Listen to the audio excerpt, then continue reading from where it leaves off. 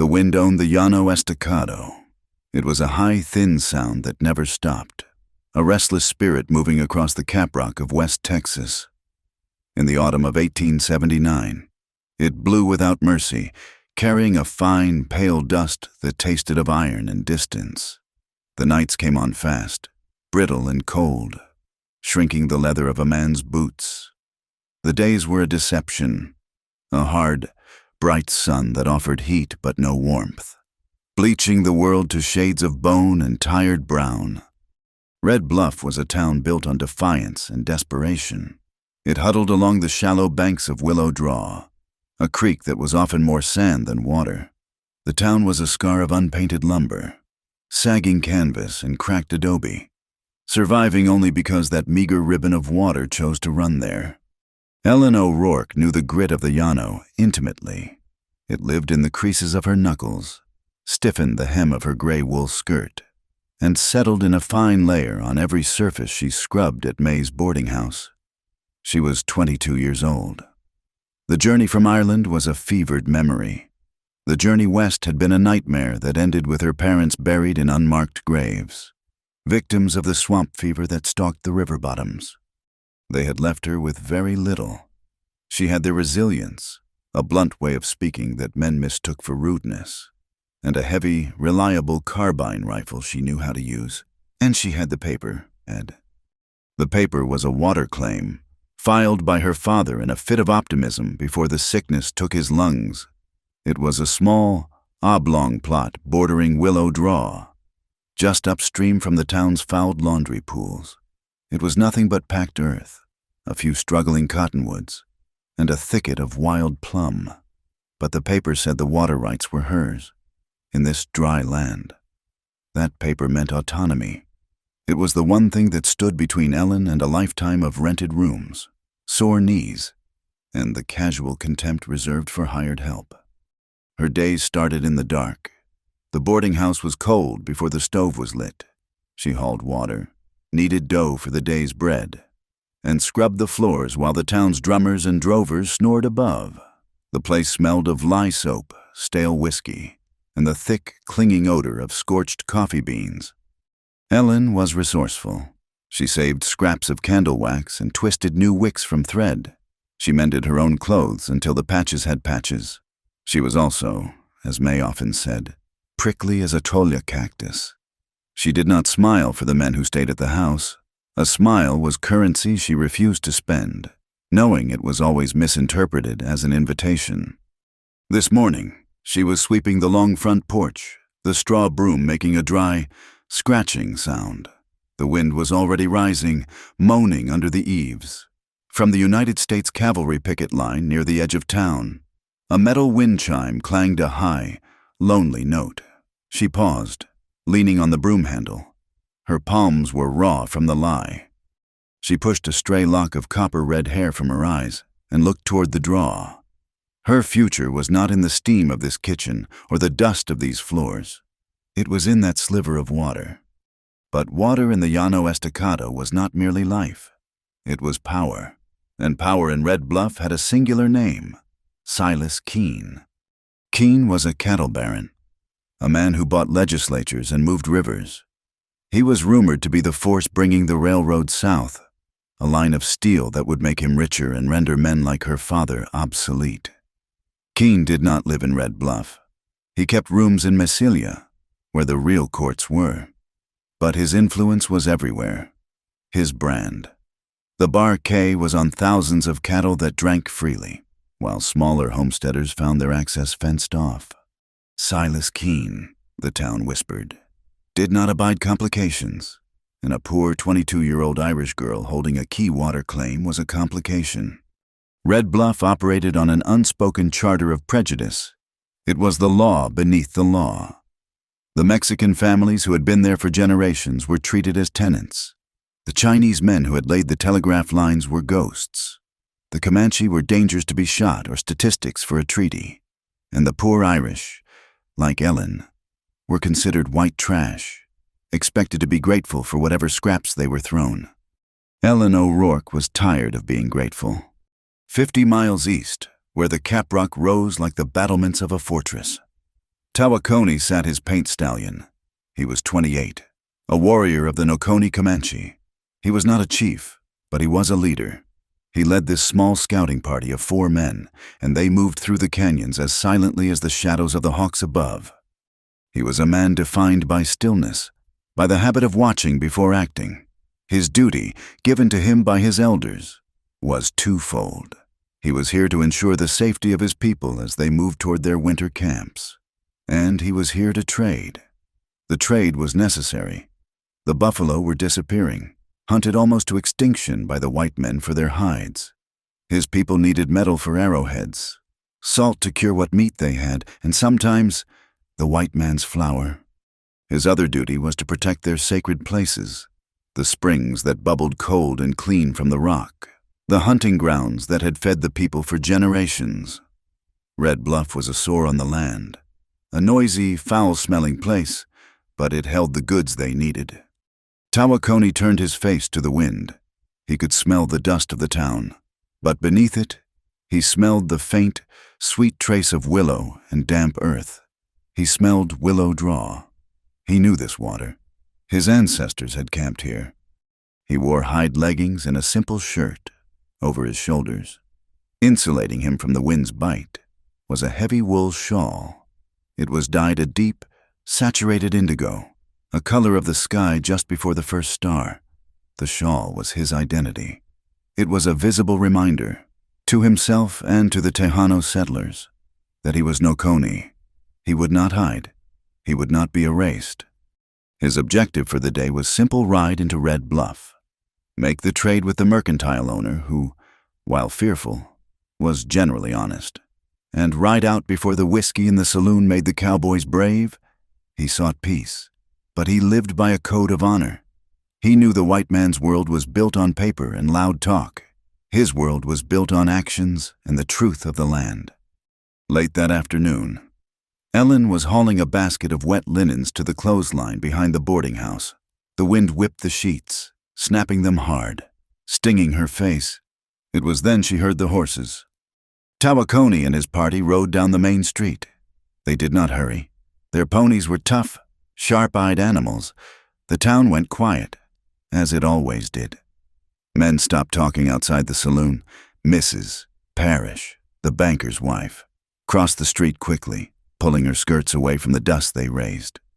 Ellen stopped, the heavy basket pulling at her arms. She watched them.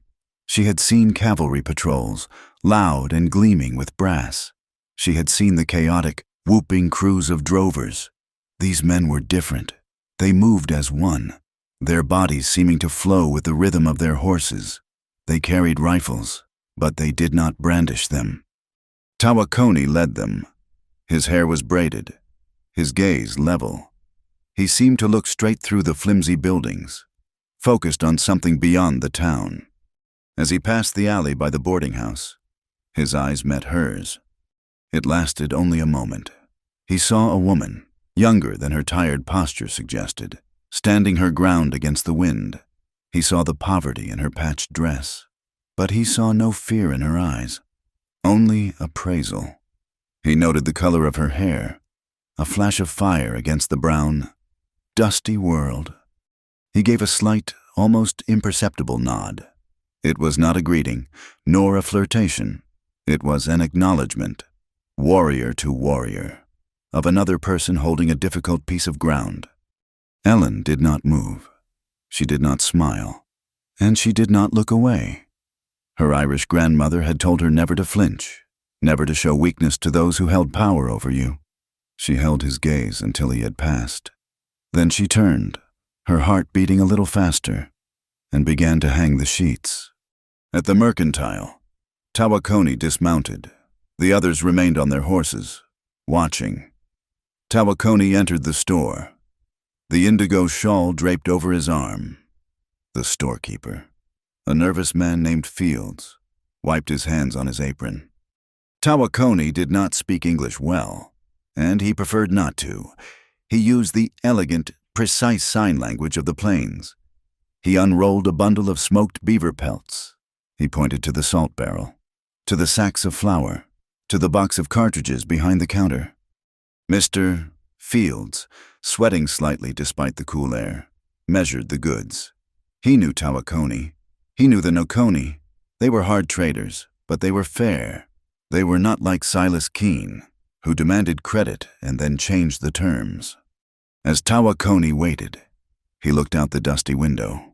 He saw the creek, Willow Draw. He saw the thin line of green that marked its banks. He saw the patches of foxtail grass, the pahe, as his people called it. It was a fragile life, but it held the soil. It was the first promise of life. His business concluded. Tawakoni led his men out of town, just as the sun began to touch the horizon, setting the sky ablaze in shades of orange and deep violet. Ellen finished her work as that same sunset bled across the sky. She pulled her thin shawl tight and walked the half-mile to her claim. The air was cold now, the wind sharp. She stood by the wooden markers her father had hammered into the dry ground. The creek gurgled softly, a sound of profound hope in the immense silence of the prairie. A patch of foxtail grass grew near the bank, the feathery seed heads nodding in the wind. She looked back at Red Bluff.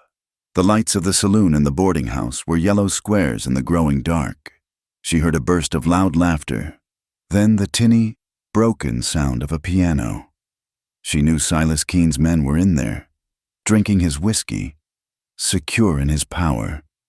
She knew they viewed her and her little paper claim as a joke. Ellen O'Rourke set her jaw. The Llano Estacado was a hard land. It broke the weak and the unprepared. She would not be broken. The cattle auction was 2 days later. It was less a true auction and more a convergence of desperation and dust. The air, thick with the smell of stressed livestock and cheap cigars, hung heavy over the makeshift pens. Ellen O'Rourke was there, but not for cattle. She was there to collect $3 owed to her by May's brother, who was running a chuck wagon for the drovers. $3 was seed for a spring garden. It was a pair of mended boots. It was vital. She saw the table first, set up under a sagging canvas awning outside the temporary land office. Behind it sat Roper, Silas Keene's foreman. He was a thick, sunburned man with hands that looked like cured hams, and he was shuffling papers with an air of profound boredom. A small crowd was gathered, but they were not looking at the longhorn steers. They were watching a confrontation at Roper's table. A mestizo family, a man, his wife, and 2 small children stood before the foreman. The man was gesturing with frantic energy, his voice a torrent of rapid, pleading Spanish. Ellen paused, her hand tightening on the strap of her empty market basket. She knew this scene. It was the settling table, where debts were called in and lives were casually ruined. "He says the paper is wrong," a voice said. The voice was low, clear, and unexpected. Ellen turned.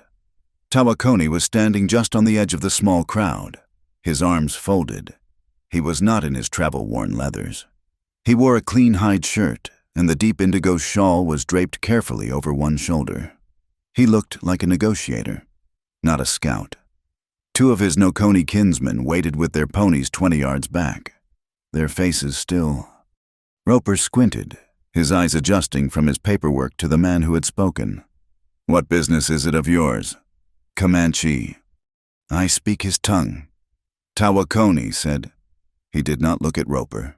He looked at the distressed mestizo farmer. He spoke a few words in Spanish, and the man replied quickly, pointing at the paper.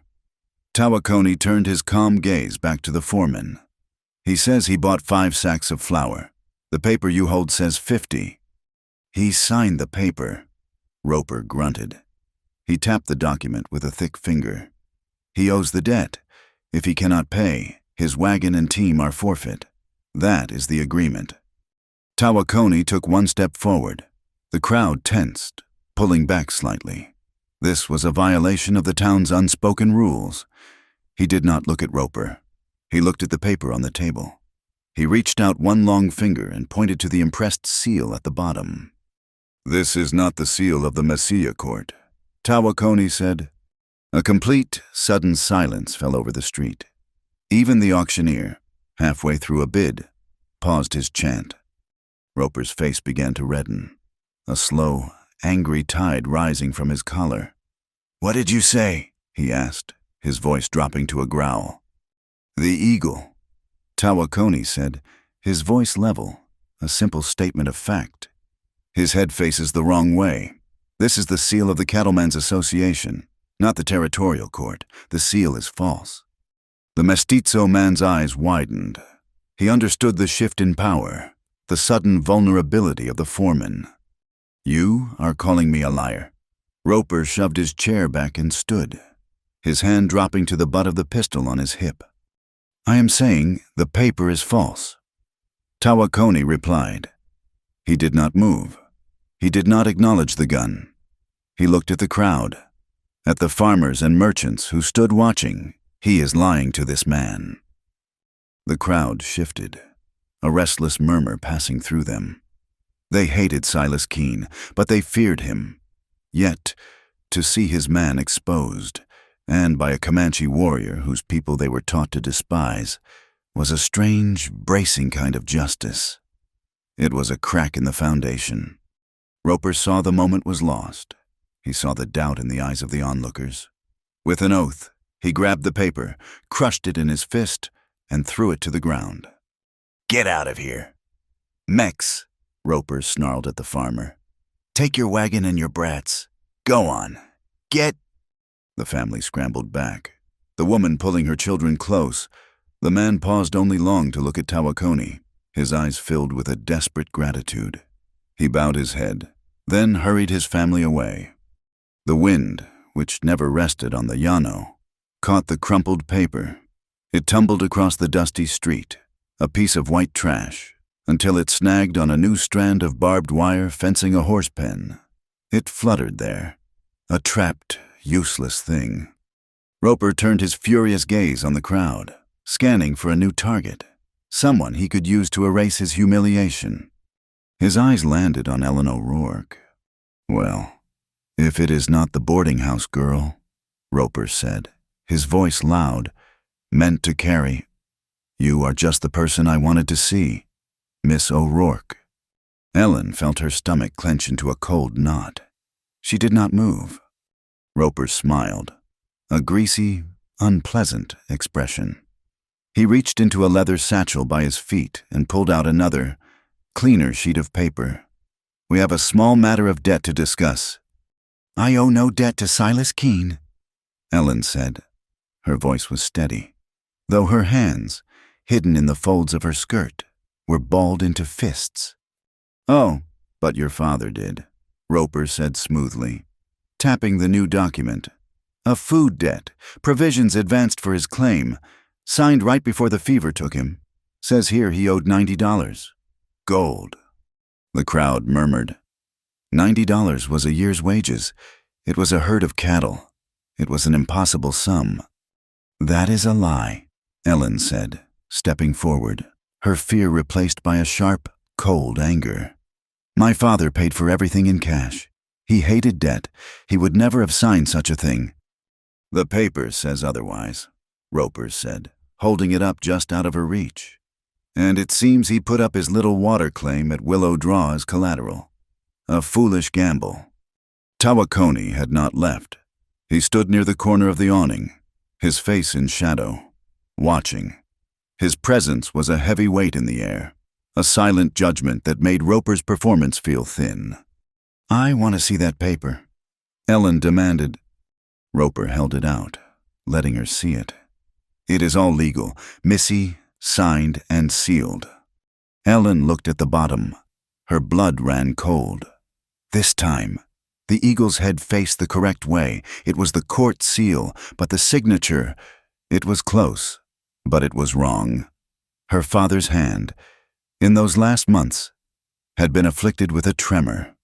The name on the paper was signed with a strong, confident hand. "This is forged," she said, her voice rising.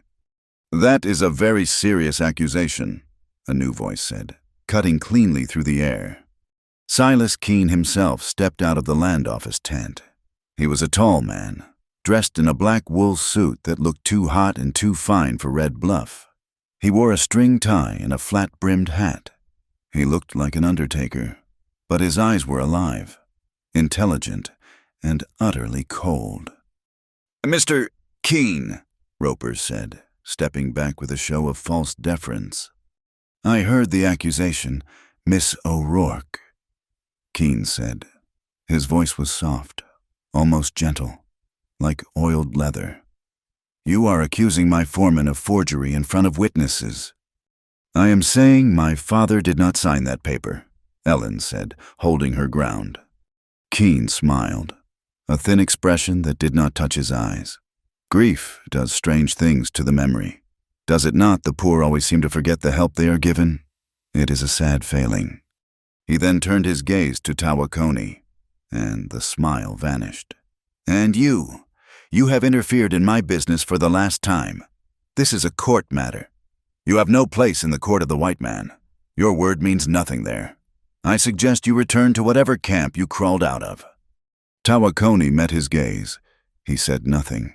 His silence was more defiant than any shout, a solid wall of contempt. Keene dismissed him, turning back to Ellen as if swatting a fly. "You are poor, girl," he said, his voice hardening. "You should learn your place. This paper says I own that water. In fact, my men are staking it out right now." Panic, cold and sharp, cut through Ellen. "No, you cannot." "It is already done," Keene said. "The paper will be legalized in the district court at Massilia by next week. You are, as of this moment, trespassing on my land." He nodded to Roper. "File it." The cowboys who worked for the Barquet, lounging near the saloon, let out a few low, cruel chuckles. The wind snatched the sound, carrying it away like so much dust, but not before it stung Ellen's ears. Silas Keene turned and walked back into the tent, dismissing her land, and her life. Ellen did not think. She ran. She hitched her skirts and ran, past the astonished crowd, past the cattle pens, cutting through the alley behind the smithy. She ran toward Willow Draw. She had slung her carbine over her shoulder before leaving the boarding house, an old habit from the trail, and the rifle bounced heavily against her back. She could see them. 3 men. They had a wagon loaded with heavy wooden stakes, all branded with the Barquet. They were hammering the first stake into the ground, not 10 yards from the creek. Her ground. "Get off!" she screamed, her voice tearing in her throat as she ran. The men looked up, surprised, and then they grinned. "Boss said you might be coming," one of them called out, spitting a stream of tobacco juice onto the grass. "This is Keene property now. Little lady, best run along." He turned back to his hammer, raising it for another blow. Ellen stopped, 20 yards from them, her chest heaving. She looked at the stake, at the raw, splintered wood. They were taking it, with a piece of paper and a lie. They were taking the one thing her father had left her, the one thing that meant she was not just a servant. She ripped the carbine from her shoulder. She pulled the lever, jacking around into the chamber. The sound was loud, metallic, final. The men stopped. They turned. The grins were gone. "I said, get off my land," Ellen said. Her voice was shaking, but the rifle barrel was not. "Now, hold on," the man with the hammer said, dropping it and raising his hands. "No need for that. This is just business." "That stake," Ellen said, pointing the rifle at the post nearest him, "is on my property. Pull it out." The man looked at his partners. He looked at Ellen. He saw the cold fury in her eyes, the white of her knuckles on the rifle stock. He licked his lips. "She is bluffing." Ellen fired. She did not aim at him. She aimed at the stake. The shot was deafening in the open air. The bullet struck the top of the wooden post, splitting it cleanly, sending a spray of splinters into the air. The men dove for their wagon. "She is crazy," one yelled, scrambling into the wagon bed. "Pull them out," Ellen shouted, her voice raw. "Pull them all out, or the next one is not for the wood." "Drive, drive," the foreman yelled. They whipped their mules, the wagon lurching violently as they scrambled to get away. They left their hammers, their coils of rope, and 3 splintered stakes in the ground. Ellen stood there, the rifle hot in her hands, the sharp, sulfuric smell of gunpowder stinging her nose. She was shaking so hard she thought her knees would buckle. A single sound broke the silence, the soft footfall of a horse on dry earth. She spun, leveling the rifle, her heart leaping into her throat. Tawakoni sat on his paint stallion on the low rise just 30 feet behind her. He had followed her. He had seen the entire thing. He was not armed for a fight. His own rifle was still in its scabbard on his horse. He simply sat and watched. His face was impossible to read. He had not intervened. He had not offered help. He had let her fight her own battle. But he had been there. His presence was a shield at her back she had not known she possessed. He had been her witness. He looked at the fleeing wagon, now a cloud of dust in the distance. He looked at the shattered stake. Finally, he looked at her. He nodded, the same slow, acknowledging nod he had given her at the boarding house. It was not pity. It was respect. Then, without a word, he turned his horse and rode toward the eastern canyons, his indigo shawl a disappearing patch of shadow in the harsh afternoon sun. The night after the confrontation, Ellen did not return to the boarding house. She could not. To leave the claim now, even for a few hours, felt like surrender. Her father had built a small sod hut on the property years ago, a temporary shelter that had slowly weathered into a permanent, lonely fixture. It was not much more than a single room, dug 3 feet into the earth for coolness in summer and warmth in winter, with a cot, a small table, and a water barrel. It was enough. She had brought her carbine and a heavy quilt, telling May she was staying the night to guard against poachers. May had understood, her eyes full of a fear that Ellen refused to acknowledge. She slept fitfully, the dry wind moaning over the sod roof. The sound of the creek was a comfort, a liquid murmur in the vast, silent dark. She dreamed of the auction, of Roper's thick fingers and Silas Keene's dead eyes. She woke to a smell that did not belong. It was not the sweet grass scent of the llano, nor the damp earth of her shelter. It was sharp, chemical, coal oil. Before her eyes were fully open, she heard the sound, a hungry, deep whoosh that seemed to suck the air from the small hut.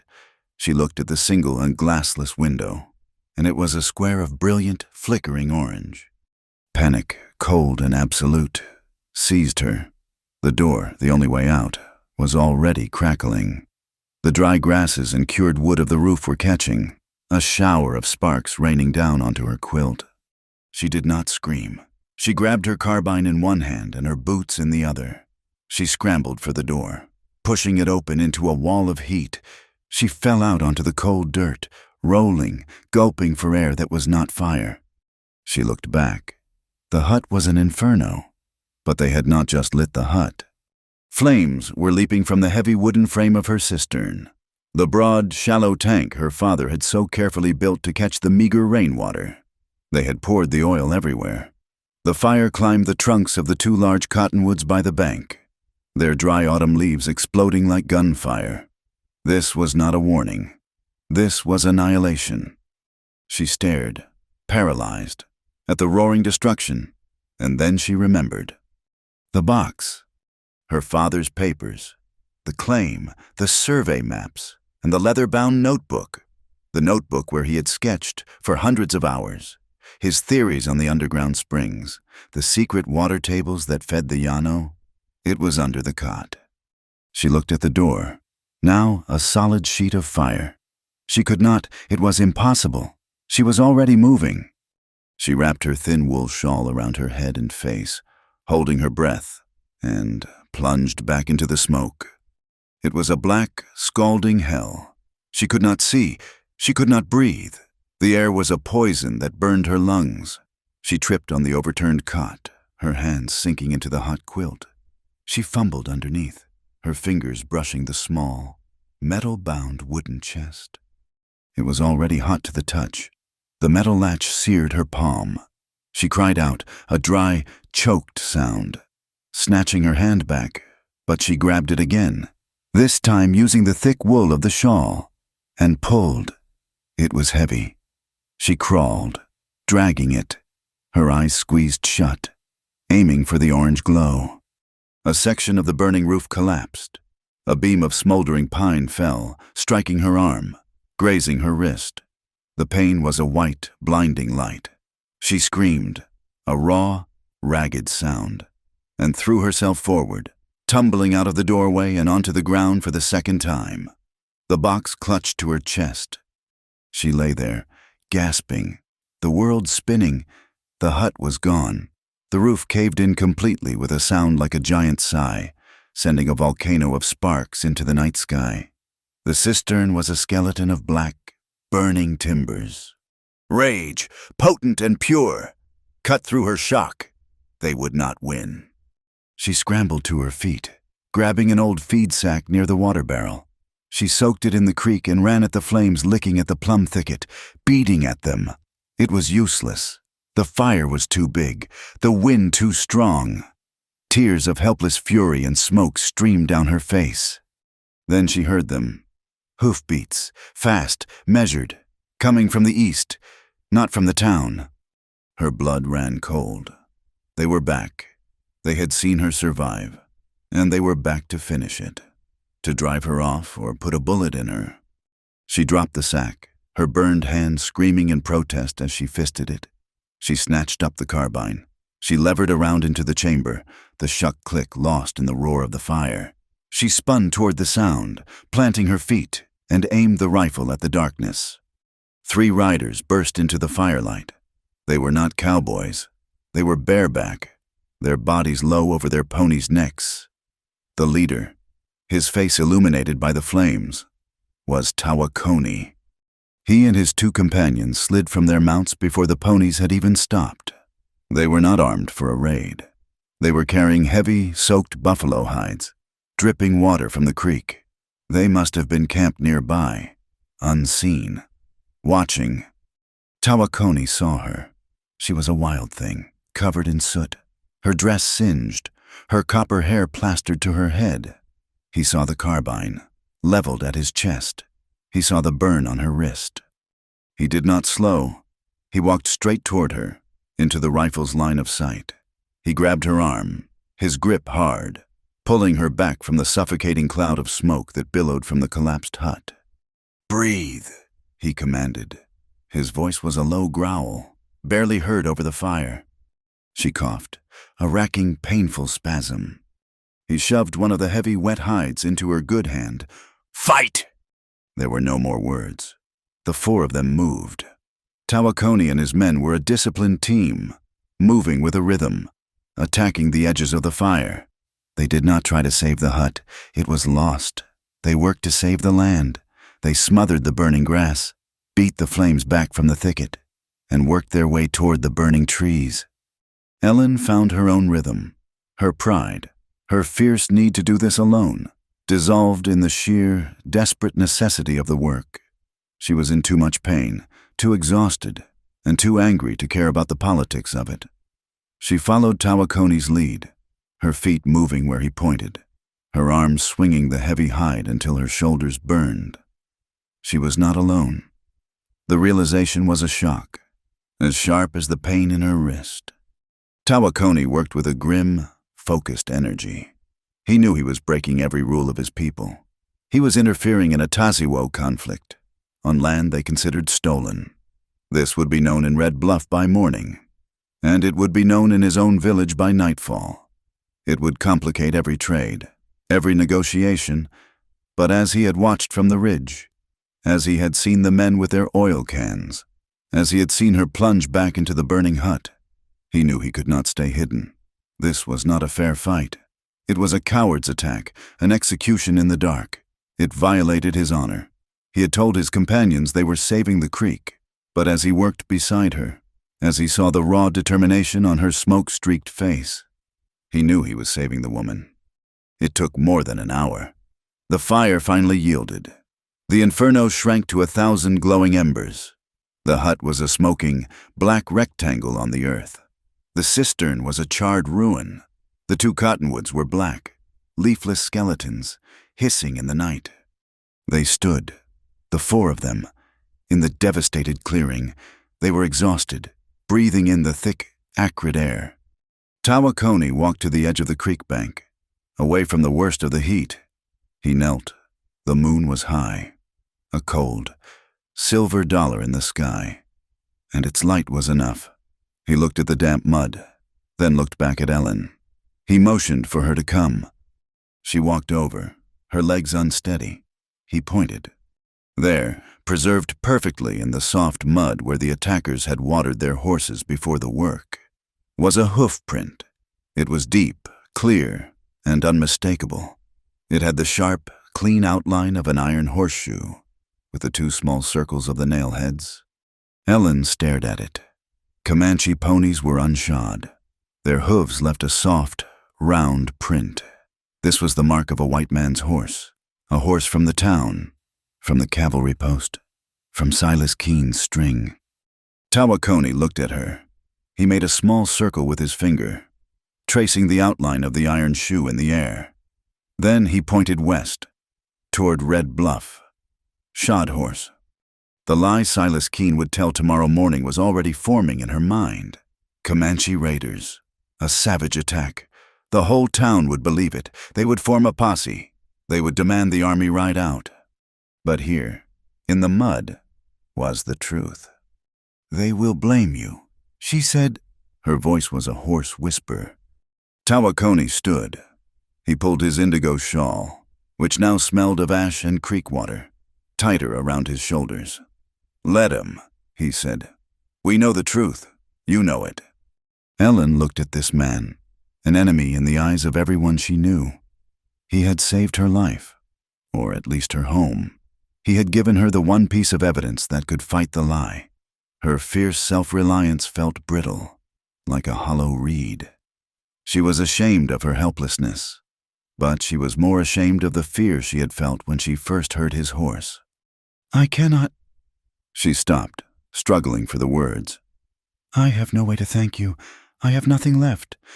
He looked at her, his gaze taking in the soot, the singed hair, the raw, blistering burn that covered her wrist.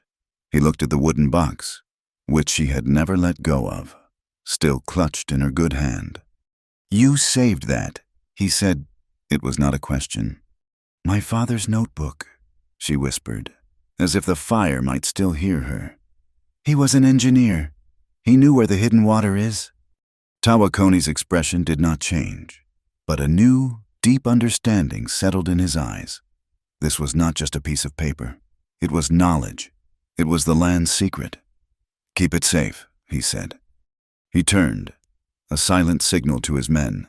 They moved like shadows, mounting their ponies in one fluid motion. Tawakoni paused, his pony turning restlessly. He looked back at her, a small, solitary figure standing in the wreckage of her life, illuminated by the dying embers. "They fear you," he said. And then he was gone, vanishing into the darkness of the canyons as if he had never been there at all. Ellen was left alone. The cold of the deep night sank into her bones, a chill the fire could not touch.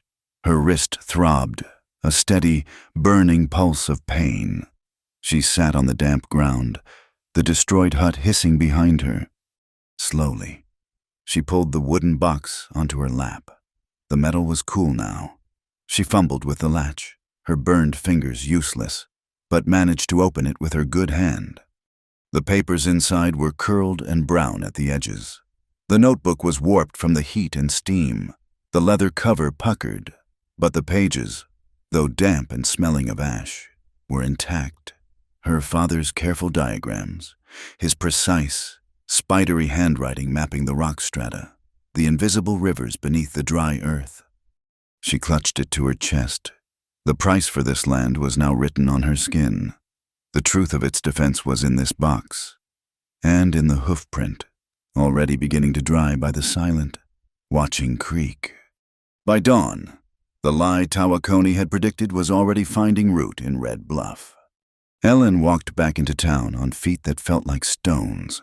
She was a ruin of herself. Her hair was matted with ash, her dress was stiff with dried creek mud, and the burn on her wrist was a raw, weeping blister. She clutched the singed metal box containing her father's notebook. She entered the boarding house through the back kitchen door. May was there, kneading dough, her face already tight with worry. The older woman looked up, and her hands froze in the flour. "Lord have mercy," May whispered.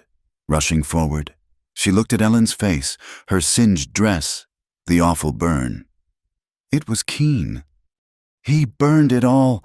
May," Ellen said, her voice a dry rasp. "The hut, the cistern, everything." "Sit," May commanded, her fear turning to a brusque, angry efficiency.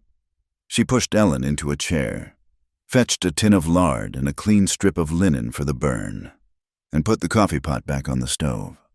As May tended the wound, her touch surprisingly gentle, she kept talking, her voice low and furious. "The saloon is already buzzing. Roper was in there an hour ago, buying drinks, telling everyone how a Comanche raiding party burned you out, how you were lucky to escape. He's demanding the cavalry ride out." Ellen closed her eyes.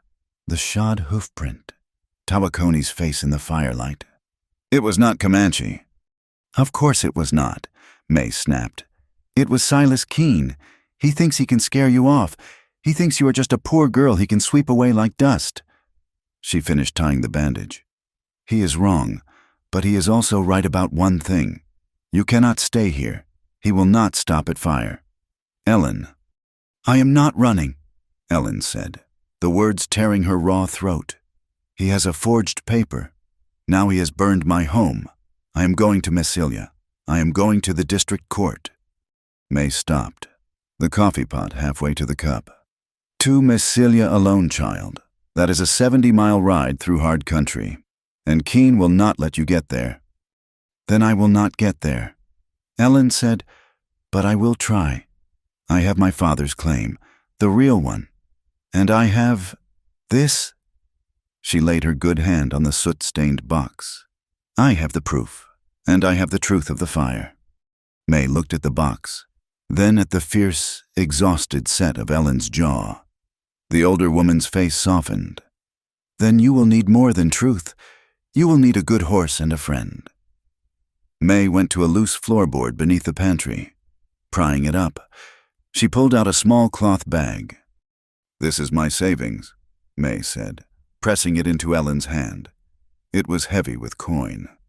"Take it, and you will take my brown mare, Bess. She is steady, and she is fast. She is better than that tired mule you usually rent."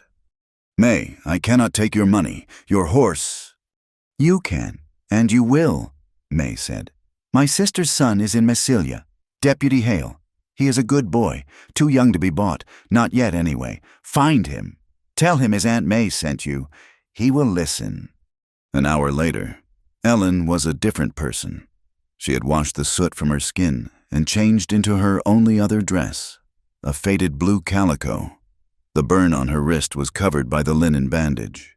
May had packed her saddlebags with jerky, hardtack, and a canteen of clean water.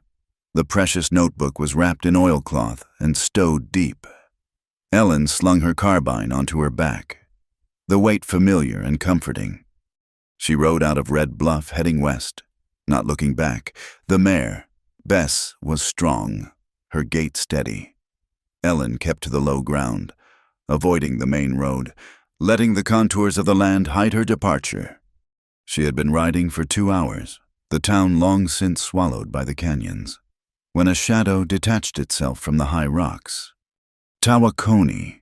He sat on his paint stallion, watching her. He was not alone. His 2 companions were with him. He urged his pony down the scree slope, stopping 10 yards from her. His eyes went immediately to the fresh bandage on her wrist. "You go to the white man's court," he stated.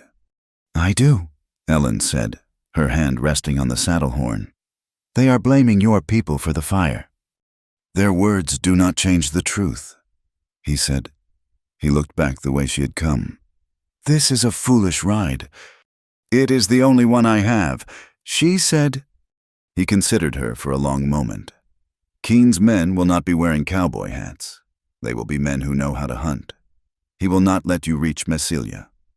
Then he will have to stop me, she said. Tawakoni looked at the sky, then back at her. We will ride with you until the flat rock crossing.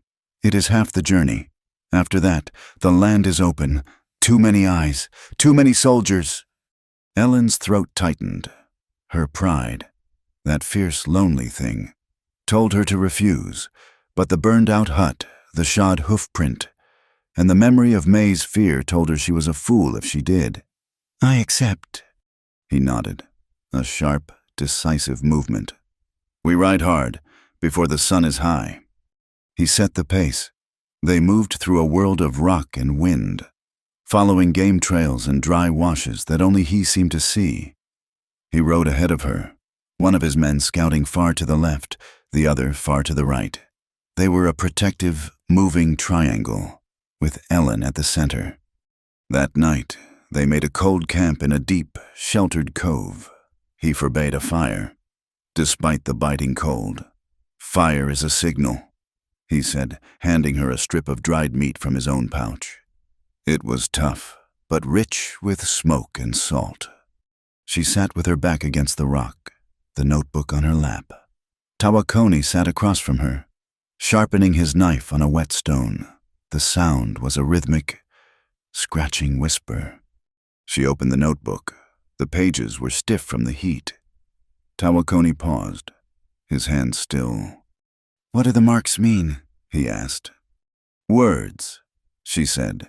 She pointed to the forged deed from the auction, which she had kept.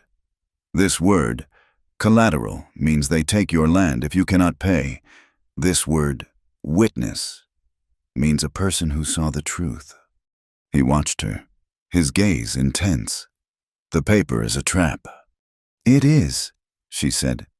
But it is also a shield, if I can get it to the right man, a judge. He tested the blade of his knife, then looked at her. There are no right men. There are only strong men and weak men. There are honest men, she said. I have to believe that. He did not reply. He sheathed his knife and pulled his indigo shawl around his shoulders, a silent, unmoving sentinel in the dark. While they rode, he taught her. He did not speak in long sentences. He taught by pointing. He pointed to a wisp of cloud high above. Mare's tails, he said. It means wind tomorrow. Hard wind. He pointed to the way the chaparral bent on a ridge. The storm will come from there. He showed her how to find water by watching for a line of green, not just on the ground, but in the distance. He taught her to read the sky. In Silas Keene's carpeted office in Santa Fe, a different kind of lesson was being taught. A man sat opposite Keene's mahogany desk. He was not a cowboy. He was lean, with a face that looked like it had been carved from hardwood. He wore faded blue cavalry trousers and a civilian coat. His name was Jericho Pike. He had been a sharpshooter for the Union, a man who specialized in difficult removals. She is on the Messilia Road, Keene said, pouring 2 glasses of whiskey. He did not offer one to Pike. She is a complication that must be removed. She has a notebook, written by her father. I want that book. The girl is an unfortunate casualty of the trail. Understand? Pike looked at the glass of whiskey Keene was drinking. Apaches are active in that sector, Pike said, his voice flat, without inflection. Or a flash flood. The desert is full of accidents. Exactly, Keene said, smiling. My fee is $500. Pike said, $200 now, $300 when I deliver the book. Keene's smile faded, but he nodded. He counted out the gold eagles. Get it done. Jericho Pike left the office without touching the whiskey, the gold heavy in his pocket. He was a professional, and this was just another contract. On the 3rd day, the sky turned a sick, greenish yellow. The mare's tails Tawakoni had pointed out had thickened into a low, bruised ceiling. A sudden, violent wind rose, carrying not dust, but ice. Hail! Tawakoni shouted, grabbing the bridle of her mare. Now to the arroyo. They spurred their horses, diving down the bank of a deep, dry wash just as the sky opened. It was not rain. It was a roar. Lumps of ice, some as large as a man's thumb, hammered the ground, stripping leaves from the sparse cottonwoods, thudding against the packed earth. The horses screamed, terrified. They huddled under a rocky overhang. The four of them, men and horses, pressed together for safety. The storm passed as quickly as it came, leaving the world bruised, battered, and suddenly, dangerously, wet. They rode on, into a low, clinging desert fog that turned the landscape into a gray, ghostly maze. The temperature dropped. Ellen shivered in her saddle, her thin dress soaked. That night, Tawakoni allowed a small fire, hidden in a cave no bigger than a closet. As they huddled around the meager flames, Ellen heard it, a sound so low it was almost just a vibration in her bones. Thump, thump, thump, thump. She looked at Tawakoni. "No Koni," he said, his head tilted. "My people. They moved to the winter hunting grounds. The signal passes." The sound was lonely, ancient. It spoke of a world that existed entirely outside of Red Bluff, outside of courts and forged deeds. It was the sound of his home. The next morning, they reached the flat rock crossing. It was a wide, shallow part of the river, where the big freight wagons crossed on their way to Messilia. "This is the place," Tawakoni said. He reined in his pony. "You are leaving," she said, the realization hitting her with a strange sense of loss. "This is the white man's road," he said. "From here, you must be a white woman again. I will be a shadow. Do not look for me, but know I am watching." "Tawakoni, why?" she asked. "Why are you doing this?" He looked at her, his face calm, but his eyes were tracking the distant horizon. "Keen stole the water at the auction with a false seal. He stole your home with a coward's fire. He would steal the land from my people with treaties his own government does not honor. He is a man who breaks the world. We have the same enemy." He turned his horse. "Do not trust the men in the town. Trust the earth. It does not lie." He and his companions kicked their ponies, crossing the river and disappearing into the broken hills to the south. Ellen waited a long time. Then she nudged the brown mare, Bess, into the shallow, moving water. She had not been on the main road for more than an hour when she saw the wagon train, a long snake of canvas and dust. She spurred Bess, catching up. The lead wagon was driven by a woman. She was perhaps 50, with a face browned and wrinkled by the sun, her black hair streaked with gray. She handled the reins of a 6-mule team with an expert's casual strength. "You are riding alone, Mija," the woman called out as Ellen rode up. Her voice was warm, but her eyes were sharp. "That is a foolish thing." "I am going to Messilia," Ellen said. "To the courthouse." The woman's eyes flickered to the bandaged wrist. "Business or trouble?" "Both," Ellen said. The woman laughed, a rich, throaty sound. "Then you are in the right place." She pulled the brim of her hat. "I am Doña Rosa. I own this freight line. Silas Keene thinks he owns the road, but he does not own me. Ride with us. There is safety in numbers." Ellen felt a wave of relief so profound it almost made her dizzy. "Thank you. I am Ellen O'Rourke." "O'Rourke," Doña Rosa mused. "Irish. You have the look of a fighter. Good. You will need it in Messilia." That night, Ellen sat by the big freighter campfire. It was a world of noise and light. The teamsters laughed and told stories. Doña Rosa shared her coffee. It was safe. But just as she was drifting to sleep, a new sound made her sit up. The sound of a single horse, moving carefully, far out in the darkness. A mile back, Jericho Pike watched the wagon train. He sat on his horse, a patient, dark shape. He had seen the girl join the wagons. He cursed under his breath. He could not attack a full freight train. It was too loud, too many witnesses. He would have to wait. He would follow them to Messilia, and he would find her when she was alone. He settled in for a cold night, a professional doing a job. 2 days later, they rolled into the plaza of Massilia. It was a real city, ancient and sprawling, made of thick, brown adobe. The courthouse was a 2-story building that dominated the square. Ellen thanked Doña Rosa, who gripped her arm. "Be careful, chica. The snakes in this town do not rattle before they strike." Ellen found the sheriff's office and asked for Deputy Hale. He was just as May had described. He was young, barely 24, with honest eyes and a badge that seemed too large for his chest. "Miss O'Rourke, my Aunt May sent a wire. Said you were coming. Said it was urgent." They went to a small cantina. Ellen, her voice low, told him everything. The forged note, the fire, the shod hoofprint, the notebook. Hale listened, and his face grew paler with every word. "Miss," he said, twisting his hat in his hands, "I am just a deputy, Silas Keene. He is not just a rancher. He has dinner with the judge. He plays cards with the land commissioner.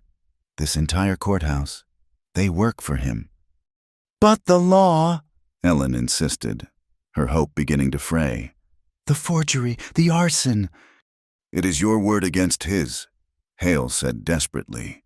"And you, forgive me. You are a poor woman with no family. He is Silas Keene. Who will they believe?" "You will," Ellen said, looking him straight in the eye. "You believe me, do not you?" Hale met her gaze. He saw the desperation, but he also saw the unbending truth. He straightened up, his duty settling on his young shoulders. "Yes, ma'am, I do." He took a deep breath. I will look at the filing records. I will see who filed that deed for him, but you must be careful. A man was in here this morning, asking about the stages from Red Bluff. A hard-looking man, wearing an old army coat. He was asking if any single women had arrived. Jericho Pike was already here. "Stay at the church lodging," Hale said, his voice urgent. "Do not walk alone, and do not, whatever you do, show that notebook to anyone." Ellen walked out into the plaza. The hidden, underground streams of power were everywhere, and just like in her father's book, she had to find the one true current that would lead her to justice. The air of Messia was thick with a law that Ellen could not breathe. Deputy Hale's warning had been a dose of cold poison, paralyzing her hope. The forged deed in Silas Keene's hand was strong, but her claim was older. It was a legal fight, a war of paper, but Hale was right. Her word was nothing against Keene's gold. She sat in the small, clean room at the church lodging, the singed notebook on her lap, the food debt Roper had produced at the auction. That was the key. If she could prove her father had paid his way, if she could show he owed nothing to the mercantile that Keene secretly owned, the forgery would be exposed as a lie built on another lie. Her father had been meticulous. He kept every receipt. He filed his taxes, believing in the order of the world. And she knew where he kept that proof. In Red Bluff, in a small, tin lockbox held for him by Father Abel at the Mission Church. She had to go back. Doña Rosa was loading her wagons for the return trip, her men cursing as they lashed canvas over crates. "Back to that snake pit," the older woman said, her eyes sharp. When Ellen asked to ride with her, "You have not finished your business here, chica." "My business is in both places," Ellen said. "I need proof that is in Red Bluff. I am afraid to ride alone." It was the hardest admission she had ever made. Doña Rosa studied her for a moment, then nodded. "Good. Fear is a sharp stone. It keeps the axe blade of the mind keen. You ride with my wagons, that hired gun, the one with the dead eyes. He is still in town. He watches the stage office. He thinks you are a mouse for his trap. We will leave like freight, not like a passenger." The journey back was a misery of dust and anxiety. Ellen rode the mare Bess alongside the lead wagon, scanning the high ridges, her carbine resting across her lap. Every shadow, every distant hawk, looked like a man on a horse. Jericho Pike was out there, She knew it. He was hunting her. Doña Rosa saw her flinch at a rolling piece of tumbleweed. "He will not attack my wagons, mija," she said calmly. "It is bad for his business. Men like him, they are cowards. They need the shadow, the alley. He is following. Yes, he waits for you to be alone." When they reached the outskirts of Red Bluff, the town looked smaller, meaner. The lie of the Comanche raid had settled over it like a sickness. Men at the livery stable watched her dismount, their eyes cold. They saw her as the cause of the trouble, the woman who had brought the fire. She went straight to May's. The boarding house was a sanctuary, the smell of baking bread and strong coffee a balm. "You are a fool to come back," May said, but she was already pulling Ellen into a tight, fierce hug. "Roper has been telling everyone the army is sending a detachment. He says you were lucky he and his men were there to run the savages off after the fire started." "He lies," Ellen said, slumping into a kitchen chair. "I need to see Father Abel." The mission church was a small, quiet building of whitewashed adobe at the edge of town, its cross barely visible against the enormous Texas sky. Father Abel was in the sacristy, mending a heavy altar cloth. He was a small man, with a face that looked perpetually worried. "Miss O'Rourke," he said, setting down his needle, his hands visibly trembling. "I heard what happened. A terrible thing. A terrible—" "Father?" Ellen interrupted, her voice gentle but firm. "You are holding a tin box for my father. His records. I need them." The priest's eyes darted to the heavy wooden door, as if Silas Keene himself might be standing there. "Ellen," he said, his voice a low whisper. "Mr.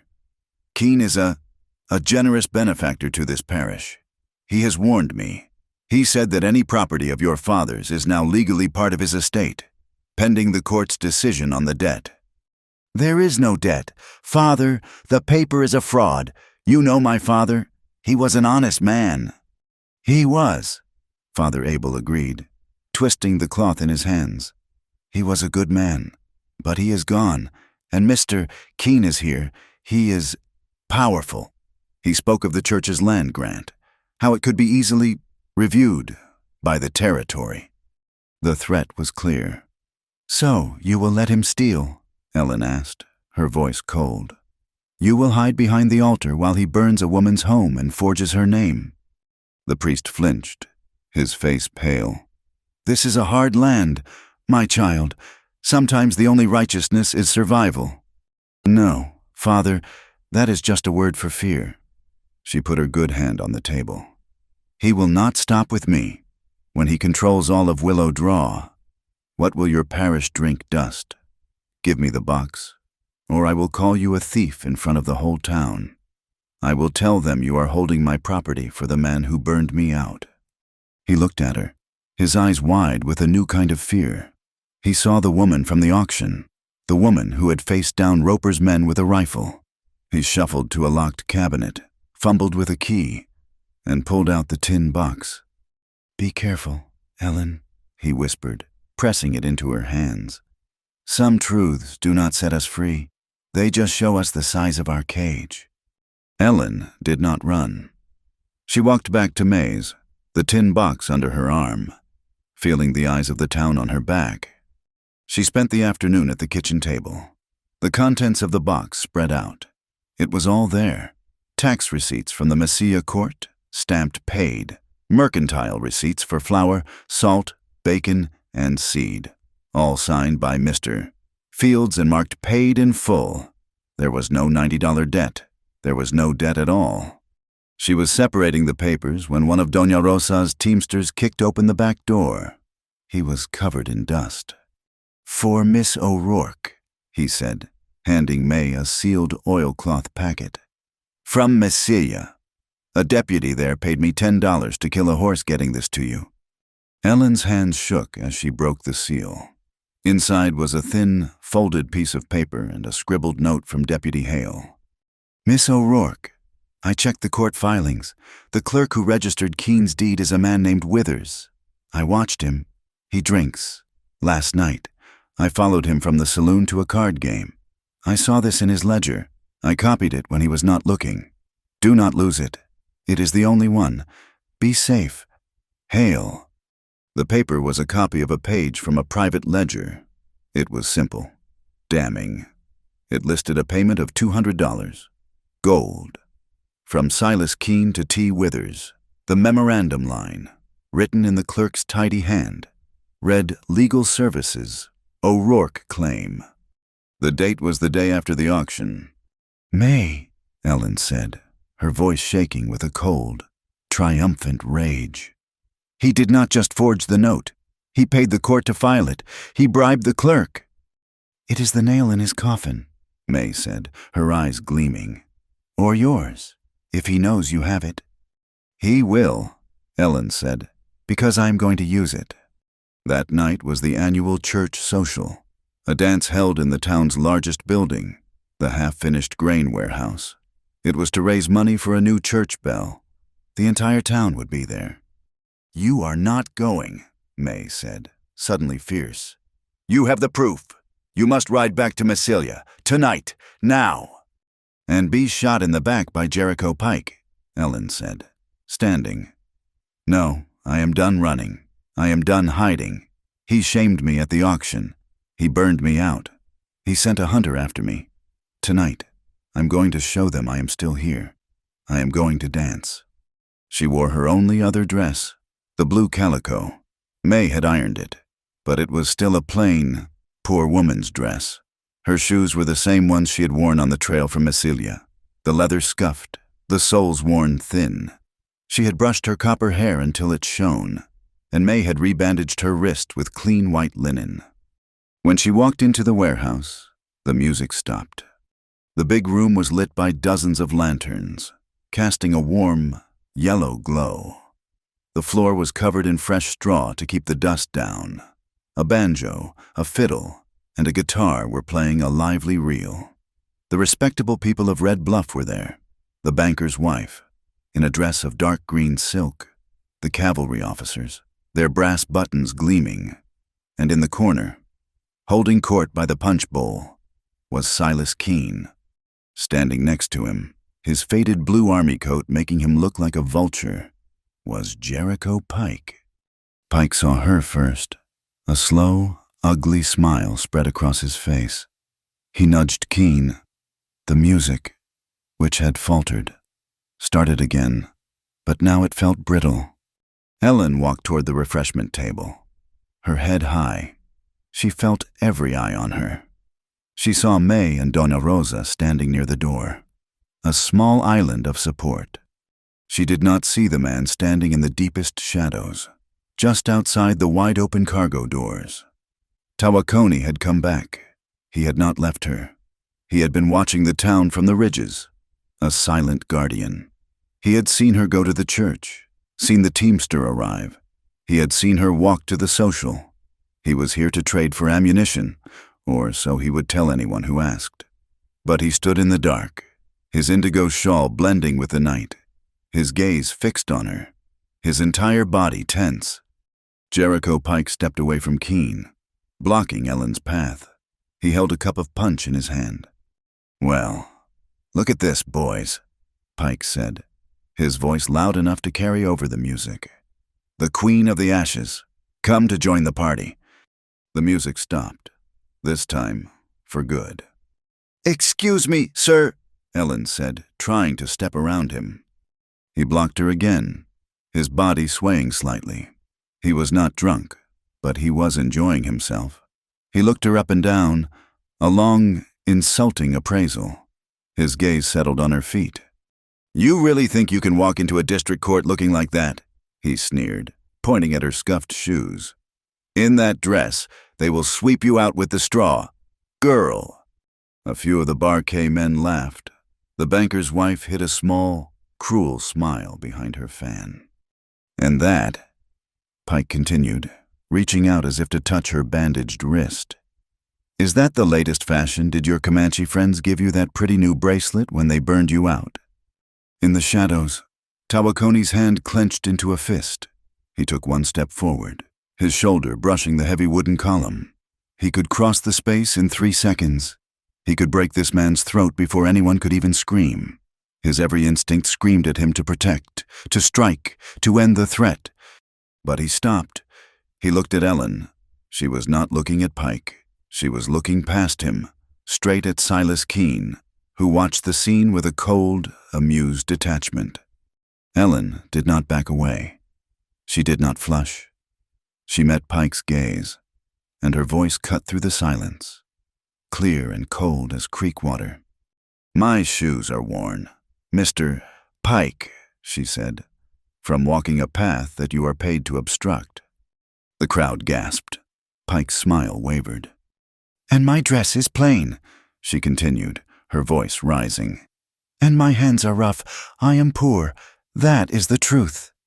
She took a step closer to him, and her gaze swept the room, touching every face. "I am poor because I must pay for clean water, while some men in this town," her eyes locked on Silas Keene, "are rich because they sell lies." A complete, deathly silence filled the hall. The banjo player lowered his instrument.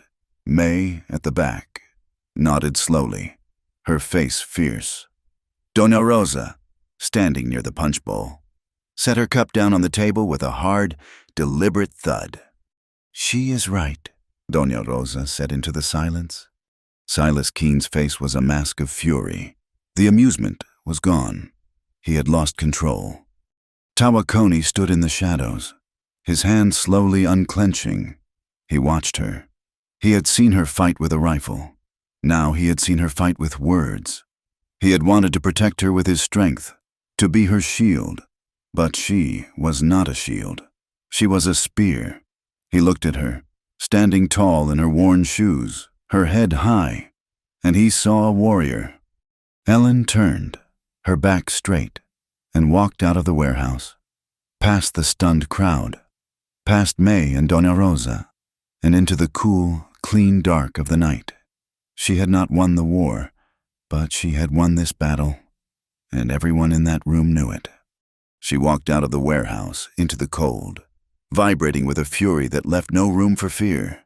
The night air was a shock, sharp and clean, carrying the scent of dust and the distant smell of cold iron from the railroad spur. She did not go far, stopping in the narrow corridor between the warehouse and the dark, silent wall of the mercantile. The wind whipped at her calico skirt and tugged at her hair, a wild, restless companion. Behind her, in the cavernous room, the silence was absolute. She had thrown her words like a stone, and the ripples were spreading. She leaned her forehead against the rough, unpainted wood of the wall. Closing her eyes, the adrenaline that had held her straight and defiant was draining away, leaving her knees weak. She was trembling. It was not from cold, not entirely. It was the reaction to the confrontation, the shame that Pike had tried to smear on her. He had used her poverty as a weapon, seeking to make her small in her own eyes. Worn shoes, a plain dress. He had named her as an outcast, someone who did not belong in the world of law and society. Her words had been a shield, but the poison of his had found its way in. She held her head high, but she was shaking. A shadow detached itself from the deeper darkness at the end of the alley. "You talk too much," a voice hissed. Ellen spun around, her hand flying to her throat. Jericho Pike was standing not 10 feet from her. He was no longer performing for the crowd.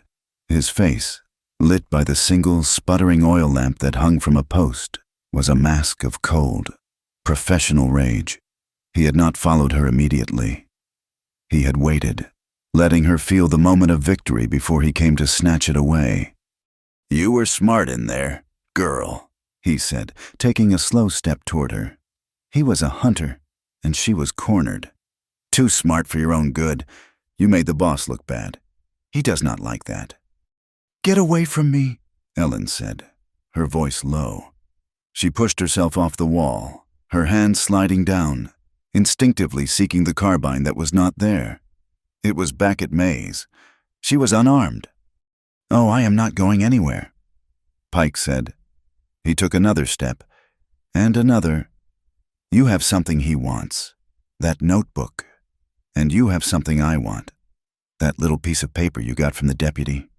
Her blood froze. I do not know what you are talking about. Do not play dumb, he snarled. He was close now, close enough for her to smell the whiskey on his breath. Keene knew that boy Hale was a problem. A copy of a bribe ledger. That is dangerous. You are dangerous. He lunged. It was shockingly fast. He did not punch her. He grabbed her arm, his fingers finding her bandaged wrist, and squeezed. The pain was a white-hot explosion, a scream of agony from her burned flesh. Ellen cried out, her knees buckling. Give them to me, he growled, his face inches from hers. Or I will break this arm, and then I will start on the other one. No one in that hall is going to stop me. They are all cowards. Let her go. The voice was not a shout. It was a low, deep command. It came from the shadows behind Pike, from the entrance to the alley.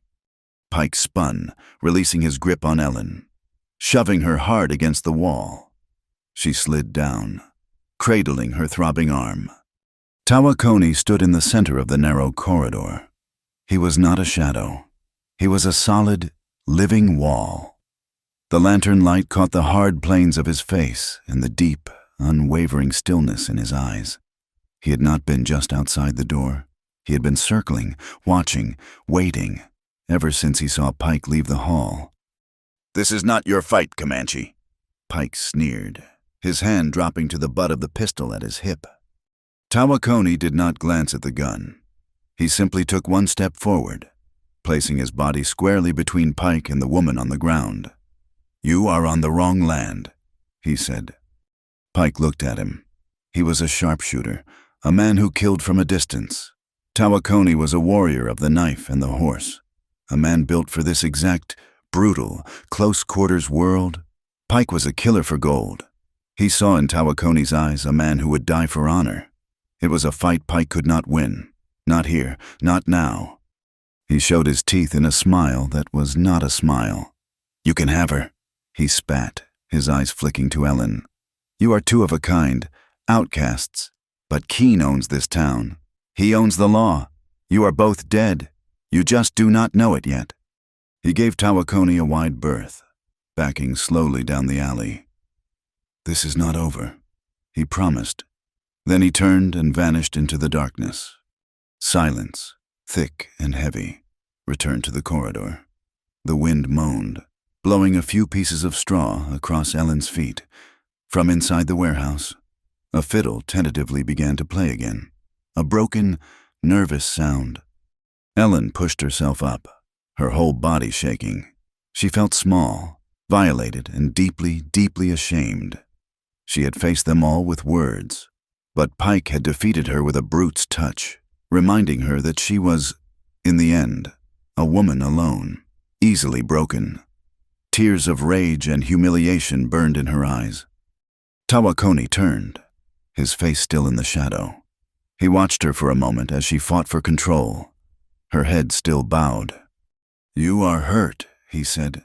He moved toward her, slowly, as one would approach a terrified, wounded animal.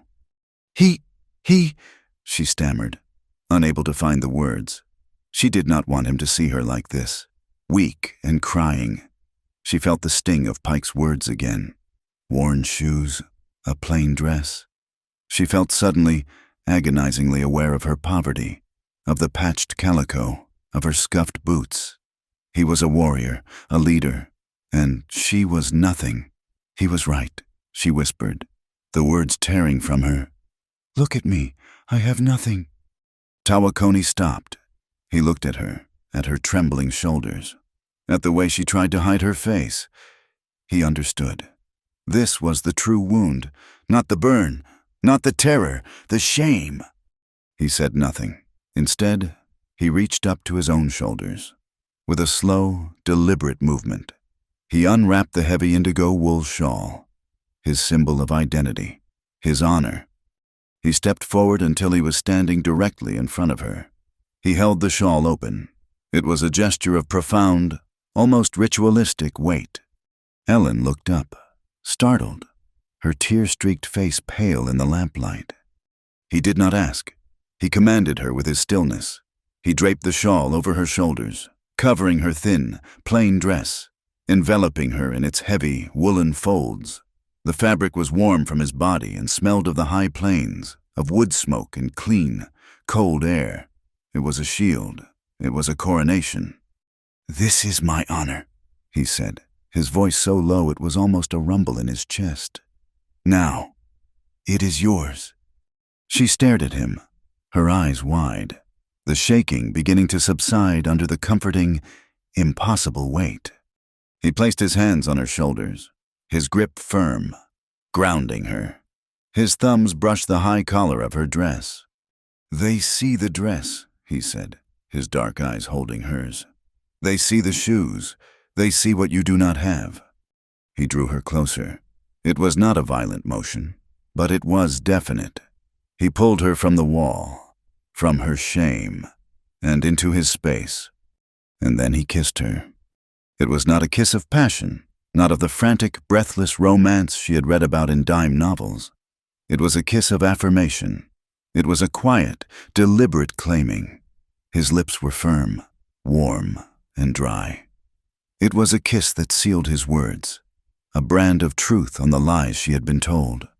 It was a breath of stillness, a silent, defiant act in the face of the entire town. It was a promise. He pulled back, but only inches. His hands were still on her shoulders. The shawl was heavy around her. He looked into her eyes, and she saw herself reflected there. She was not poor. She was not weak. "I see the woman you are," he said. A sudden burst of noise came from the warehouse door. The music had stopped again. People were spilling out, drawn by the confrontation, by Ellen's abrupt departure. May was in the lead, her face a mask of worry. Doña Rosa was right behind her, and behind them, the banker's wife, Father Abel, and a dozen others. They all stopped. The sight in the alley was staggering. It was a violation of every known rule of their world. The poor, defiant Irish girl, standing not as a victim, but as a queen, wrapped in a Comanche warrior's dark blue shawl. The warrior himself, Tawakoni, his hand still resting on her, claiming her, protecting her, in plain sight. The rumor started not with a whisper, but with a series of sharp, indrawn breaths. It was a scandal. It was a declaration of war. It was, for May and Doña Rosa, a terrifying, beautiful thing. Ellen felt the eyes of the town on her. She felt the weight of the shawl, the warmth of his hands. She did not pull away. She did not blush or look down. She stood taller, straightening her back under the impossible, wonderful weight. She had been an outcast. Now, she was an ally. She had a tribe. She met the gaze of the banker's wife. She met the frightened, shifting eyes of Father Abel. She had made her choice. She would not just be the girl fighting for her land. She would be the woman who stood with this man. Tawakoni held her gaze for 1 second longer. He saw her stand tall. He saw her accept the alliance. He had given her his honor, and she was wearing it like armor. He nodded, a sharp, quick acknowledgement. He turned, and before the stunned crowd could find its voice, he had stepped back into the deepest shadows and was gone. He melted into the night, as silent as the wind. May and Doña Rosa rushed forward, their skirts kicking up the straw. "Child," May breathed, her hand flying to her heart. "Ellen, do you know what you have just done?" Ellen pulled the heavy indigo shawl tighter around her, the fabric a solid, living warmth. She looked at the silent, gaping faces of the people of Red Bluff. "Yes," she said, her voice clear and strong. "I know." The crowd parted for Ellen. A wave of stunned, silent faces. May grabbed her arm, her knuckles white. "Child, what have you done? You must ride. You must get back to Massilia tonight." "He will be coming," Doña Rosa said, her voice grim. She was already scanning the room, her eyes landing on the Bar K men who were huddled around Silas Keene. That was not a threat from Pike. It was a promise. Keen is furious. He has been shamed. Silas Keen's face was a study in cold fury. He watched Ellen May and Donna Rosa retreat. He jerked his head, a single, violent motion, signaling Jericho Pike. He followed him, not into the alley where Tawakoni had been, but into the dark street on the other side of the warehouse. "You let her speak," Silas hissed, his voice trembling with rage. "You let that savage put his hands on her, in front of everyone." Pike started. "You failed." Silas cut him off. "And worse, you fool. You told her about the bribe." Pike's face went still. "She was bluffing. She cannot know." "She knew. You idiot. It was in her eyes. That deputy in Massilia. She has the proof. She has the notebook. And she has the bribe receipt. She has it all." Silas's mind was working fast, the pieces clicking into place. Pike was no longer an asset. He was a witness, a loose end. "I will get it back," Pike said, his voice low and dangerous. "I will kill her, and the Comanche." "Yes," Silas said, his voice suddenly smooth. "You will. We will. We ride now. We will catch her on the road. We will say the savages ambushed her. And you, Pike, you will be the hero who tried to save her." Pike looked at him, suspicion in his dead eyes. "You are riding with me." "I am finishing this myself," Silas said. "I will not let another mistake happen. Get your horse. Bring Roper. We ride in 5 minutes." As Pike turned to get his rifle, Silas looked at Roper, his foreman, and gave a small, almost invisible shake of his head. Roper understood. The plan was not just to kill the girl. It was to kill the girl and the man who had failed to silence her. At the boarding house, Ellen was a blur of motion. She shoved the tin box of her father's tax receipts and the folded copy of the bribe ledger into an oilcloth packet. She wrapped her father's precious notebook in another. She tied Tawakoni's heavy indigo shawl around her neck like a cape. "Bess is saddled," May said, shoving a parcel of food into the saddlebag. "The storm is breaking. You can use the rain to cover your tracks." As if summoned, the wind howled, and the first heavy drops of rain began to fall, drumming hard on the roof. "Ride for Massilia. Do not stop. Do not talk to anyone," May commanded, her voice breaking. "Godspeed. Ellen." Ellen mounted the brown mare. "Bess." The horse was restless, sensing the panic, the electricity in the air. Ellen leaned down and gripped May's hand. "Thank you," she said. She kicked the mare, and the horse lunged into the darkness. She did not take the main road. She cut straight for Willow Draw, forded the shallow creek, and aimed for the high, broken country that Tawakoni had taught her. It was the hard way, but it was the hidden way. She rode for an hour, the world a chaos of wind and water. The rain was not a drizzle. It was a deluge, a solid, cold sheet that soaked her to the skin in minutes. The shawl grew heavy, but she clutched it to her. Lightning split the sky, a brilliant, terrifying blue-white, followed by a crack of thunder that sounded like the mountains themselves were splitting apart. In the flash of that lightning, she looked back. 3 riders.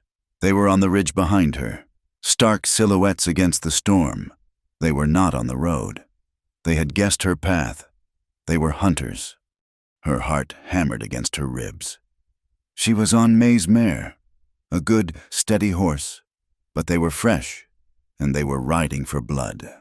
She urged Bess forward, the mare scrambling over slick, wet rocks. The trail was treacherous, a narrow path winding along the edge of the cap rock. She heard a shout behind her, carried on the wind. They were closing. She fumbled inside her wet shirt. Her fingers found the small, smooth object she had tucked there. It was a whistle, carved from the bone of a bird, given to her by Tawakoni on the ride to Massilia. "If the world is breaking," he had said, "use this. The wind will carry it." She put the whistle to her lips and blew.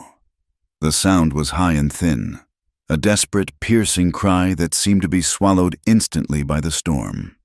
She rode on, panic a cold, sick feeling in her gut. Had he heard? Was he even here? Or had he ridden back to his people? His duty done. Then, from the darkness far to her right, echoing across the canyon, she heard an answer, the same high, thin note. He was here. He was cutting the wind. He was running a parallel line, unseen. The chase became a desperate, terrifying race. The trail narrowed, forced against the sheer drop of the Palo Duro promontory. The rocks were like wet glass. Bess stumbled, her iron shoe striking a spark. Behind her, she heard the men again. There on the point, it was Pike's voice. We have her. Pike, Silas Keene shouted, his voice a command. Cut her off. Ride to the left and block the trail at the overhang, Roper, and I will flush her straight to you. Ellen heard Pike break away, his horse scrambling up the ridge to her left. They were boxing her in. She was being driven into a trap, a dead end on the cliff. She pulled Bess to a halt, the mare snorting, her eyes wild. The trail ahead was a narrow shelf of rock, ending in a sheer drop. Pike was coming from above. Silas and Roper were coming from behind. She was finished. Jericho Pike spurred his horse, charging around a tall boulder onto the narrow shelf. He was a soldier following an order, his eyes fixed on the girl. He did not see the shadow waiting for him. Tawakoni. He sat on his paint stallion, silent as the stone, directly in Pike's path. Pike hauled on his reins, his horse skidding, nearly going down. He was trapped. He did not hesitate. He dropped his rifle and drew his pistol, leveling it at Tawakoni's chest. Your last mistake, savage, Pike snarled. Tawakoni did not draw a weapon. As Pike's finger tightened on the trigger, Tawakoni's stallion reared, a trained, deliberate movement. At the same moment, Tawakoni's arm moved, a blur in the rain. His lariat, slick and dark with water, shot out. The loop did not settle over Pike. It snapped taut around his gun hand, pinning his arm to his side, before Pike could even register the shock. Tawakoni's pony spun on its haunches, the rope pulling violin string tight. Jericho Pike was ripped from his saddle. He gave one sharp cry as he slammed into the wet rock. His pistol clattered, spinning across the stone and vanishing over the edge of the cliff. He lay on the ground, his arm wrenched, his breath knocked from his body. Tawakoni was off his horse in an instant. He stood over the disarmed gunman, his knife in his hand, the rain plastering his black hair to his skull. Pike looked up, his face a mask of pain and disbelief. This was the moment of the kill. Tawakoni looked down at the man who had threatened Ellen, who had hunted her. He saw the hatred in Pike's eyes, and he saw the fear. He raised the knife. Then he lowered it. He put the blade not to Pike's throat, but against the rawhide ties on his own belt. He cut a length and, with ruthless efficiency, bound Pike's hands, then his feet. You are a witness, Tawakoni said, his voice flat. He was not here for revenge. He was here for justice. Ellen heard the scuffle, the single cry, but she could not wait. Silas Keene and Roper were on her. Nowhere to run, girl, Silas shouted, reining in his horse 10 feet from her. He and Roper blocked the trail. Silas had his pistol drawn. The book and the paper from the deputy. Give them to me, now. The rain was a torrent. Ellen sat on the terrified mare, the precipice at her back. Give them to me, Silas repeated, and I will let you live. A lie, of course, but it was a promise. He lunged. He was not trying to shoot her. He was trying to grab the saddlebags. He seized the oilcloth packet that held her father's notebook. No, Ellen screamed. She clung to the packet, a desperate tug of war breaking out on the slippery, narrow cliff. The mare, terrified by the struggle, reared. Ellen lost her grip. The packet flew from her hand. It did not fall into the canyon. It slid across the wet rock, the oilcloth coming undone, and the precious notebook the bribe receipt, and the tax papers spilled out, stopping inches from the black, empty void. "The book!" Silas roared. He forgot Ellen. He forgot his horse. He saw his victory lying on the stone. He threw himself from his saddle, diving for the papers. His expensive city-made boots, the ones with the smooth leather soles, hit the slick, algae-covered rock. His feet shot out from under him. Silas Keene cried out, a high, thin wail of pure terror. He did not fall. He slid, scrambling, his fingers clawing at the stone. He dropped his pistol. He shot past the notebook and went over the edge. Ellen screamed. He did not fall all the way. His grasping hands found a hold. He was hanging, his body dangling in the abyss, his fingers locked in a death grip on the thick, spiky leaves of a large yucca plant growing from a crack in the cliff face.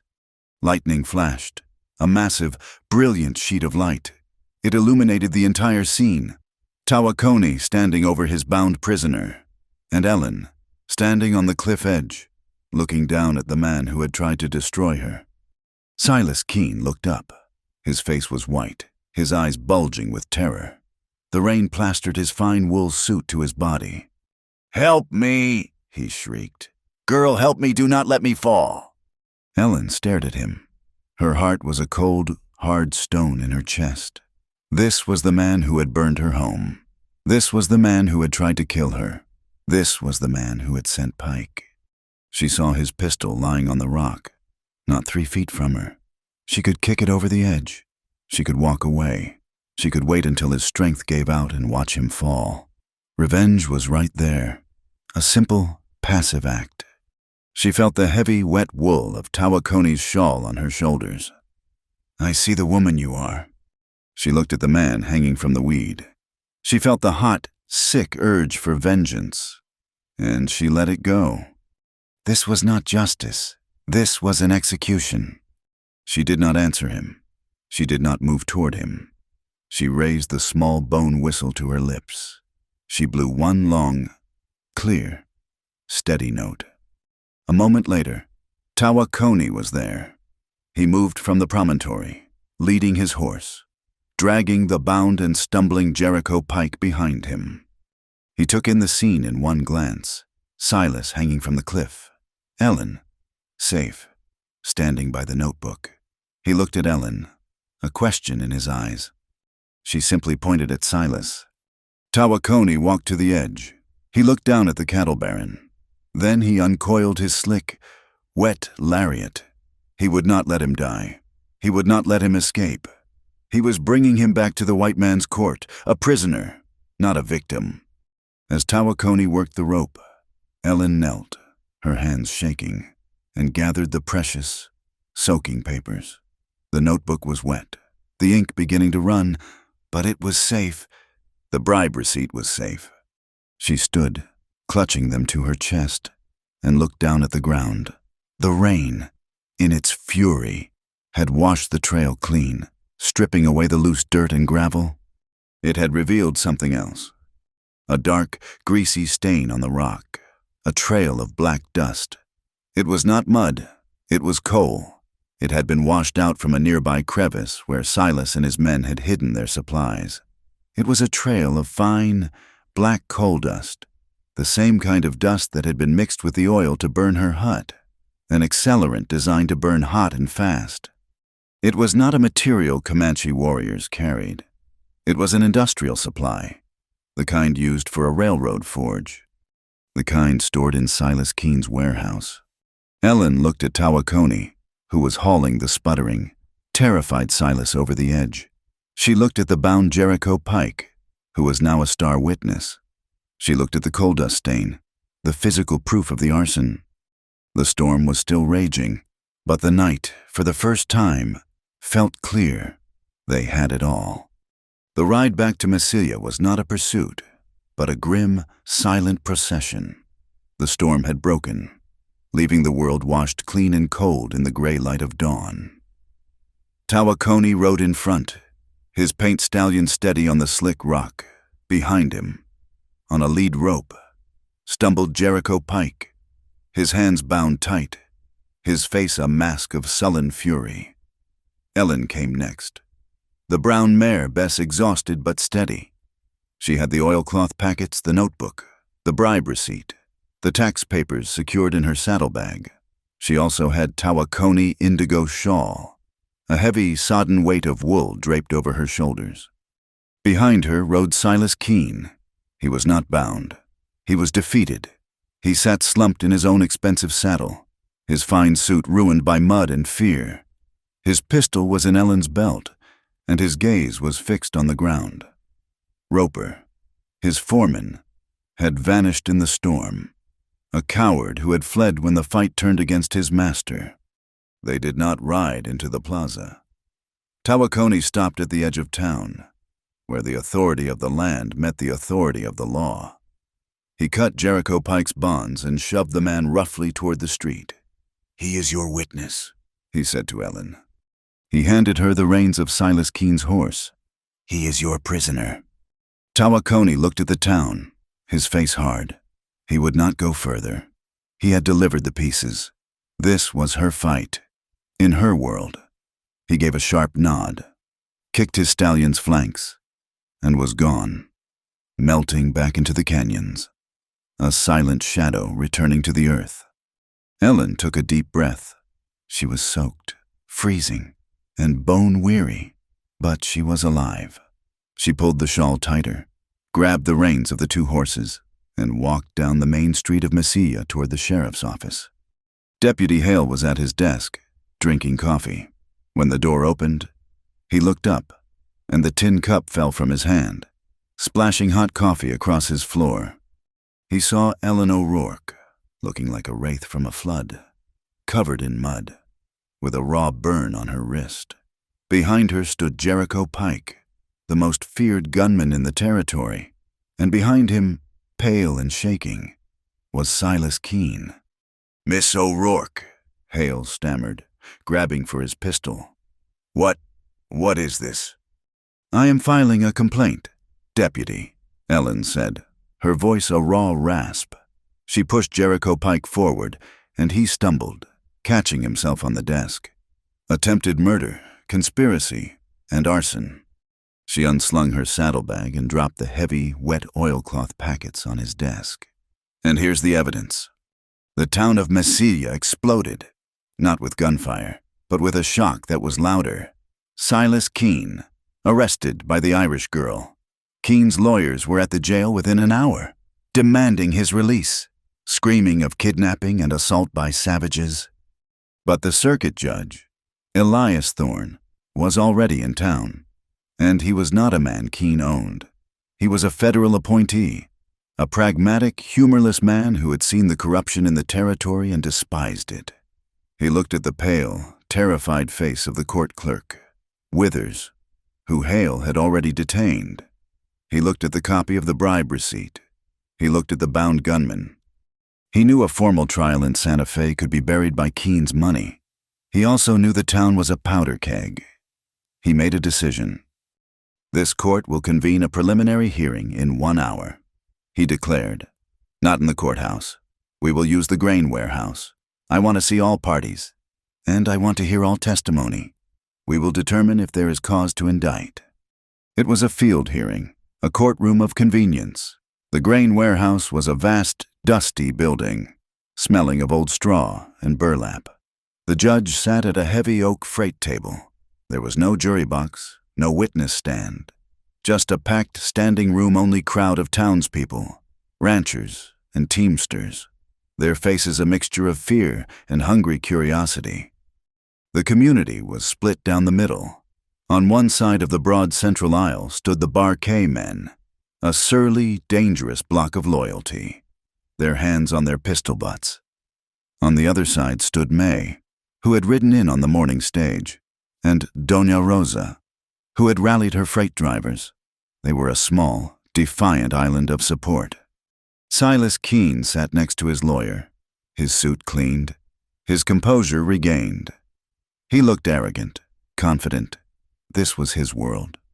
Then, the wide cargo doors at the back of the warehouse slid open. Tawakoni entered.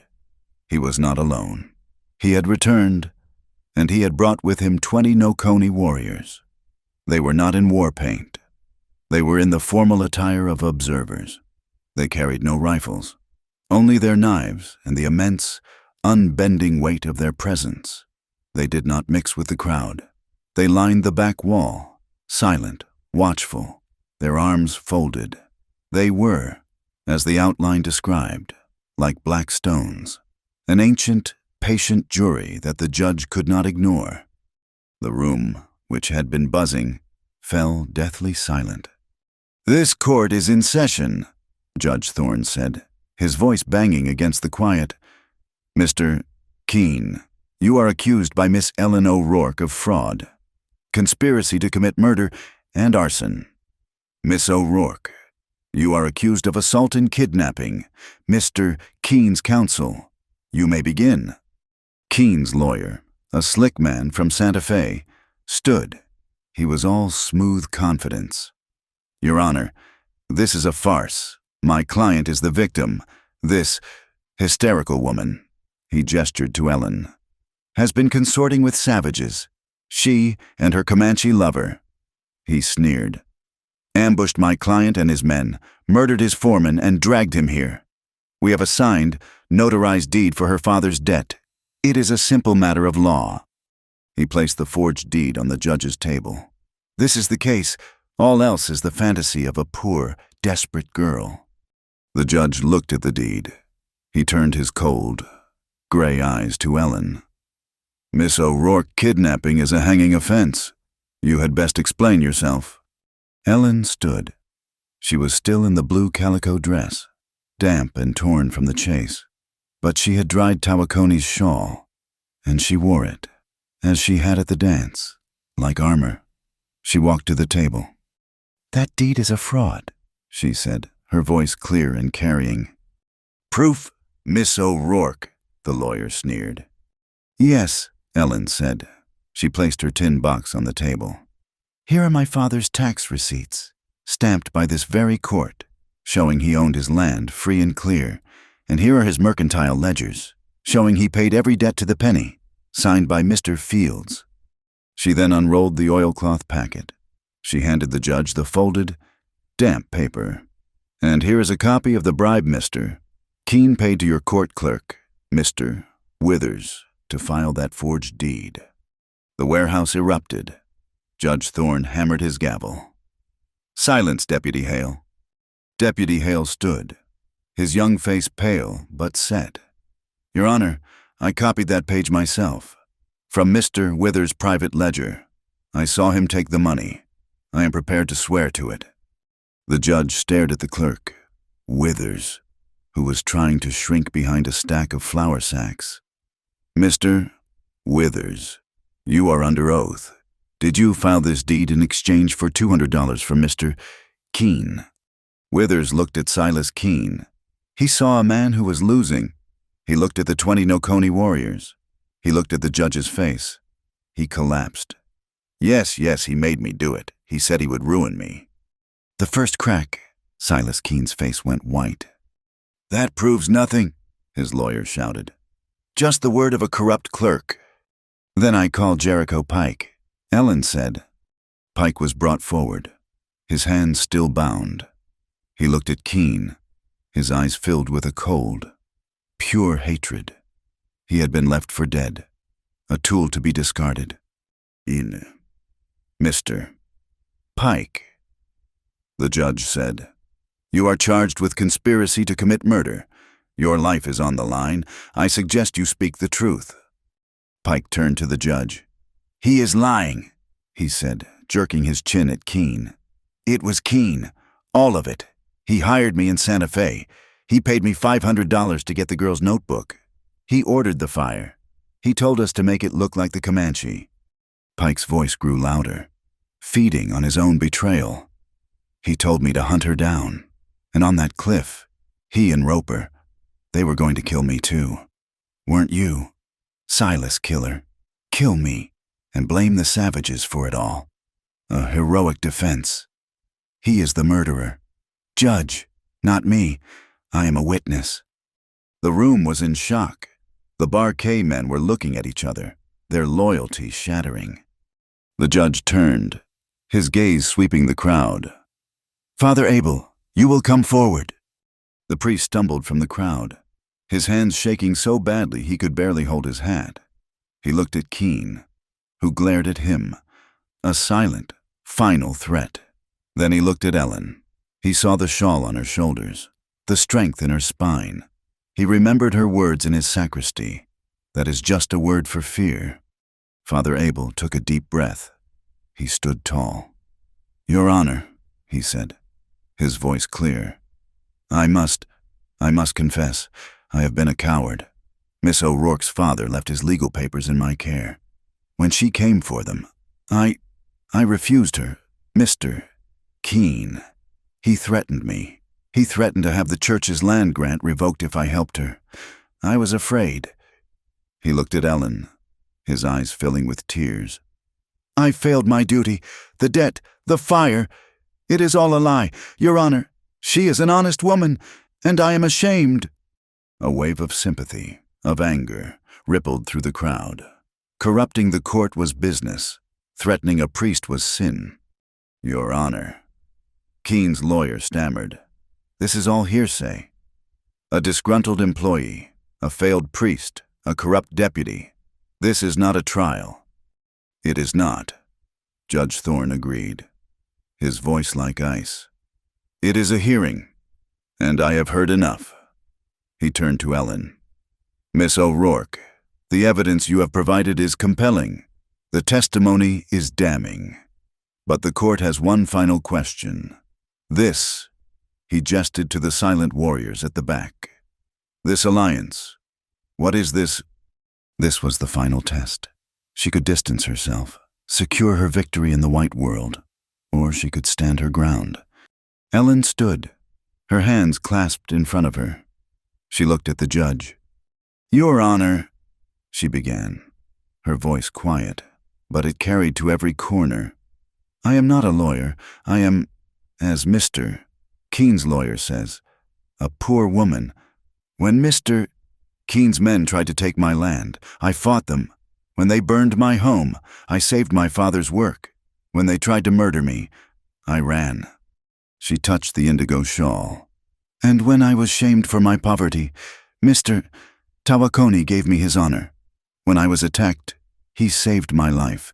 They call him a savage, but he has shown me more law, more justice, than anyone in this room."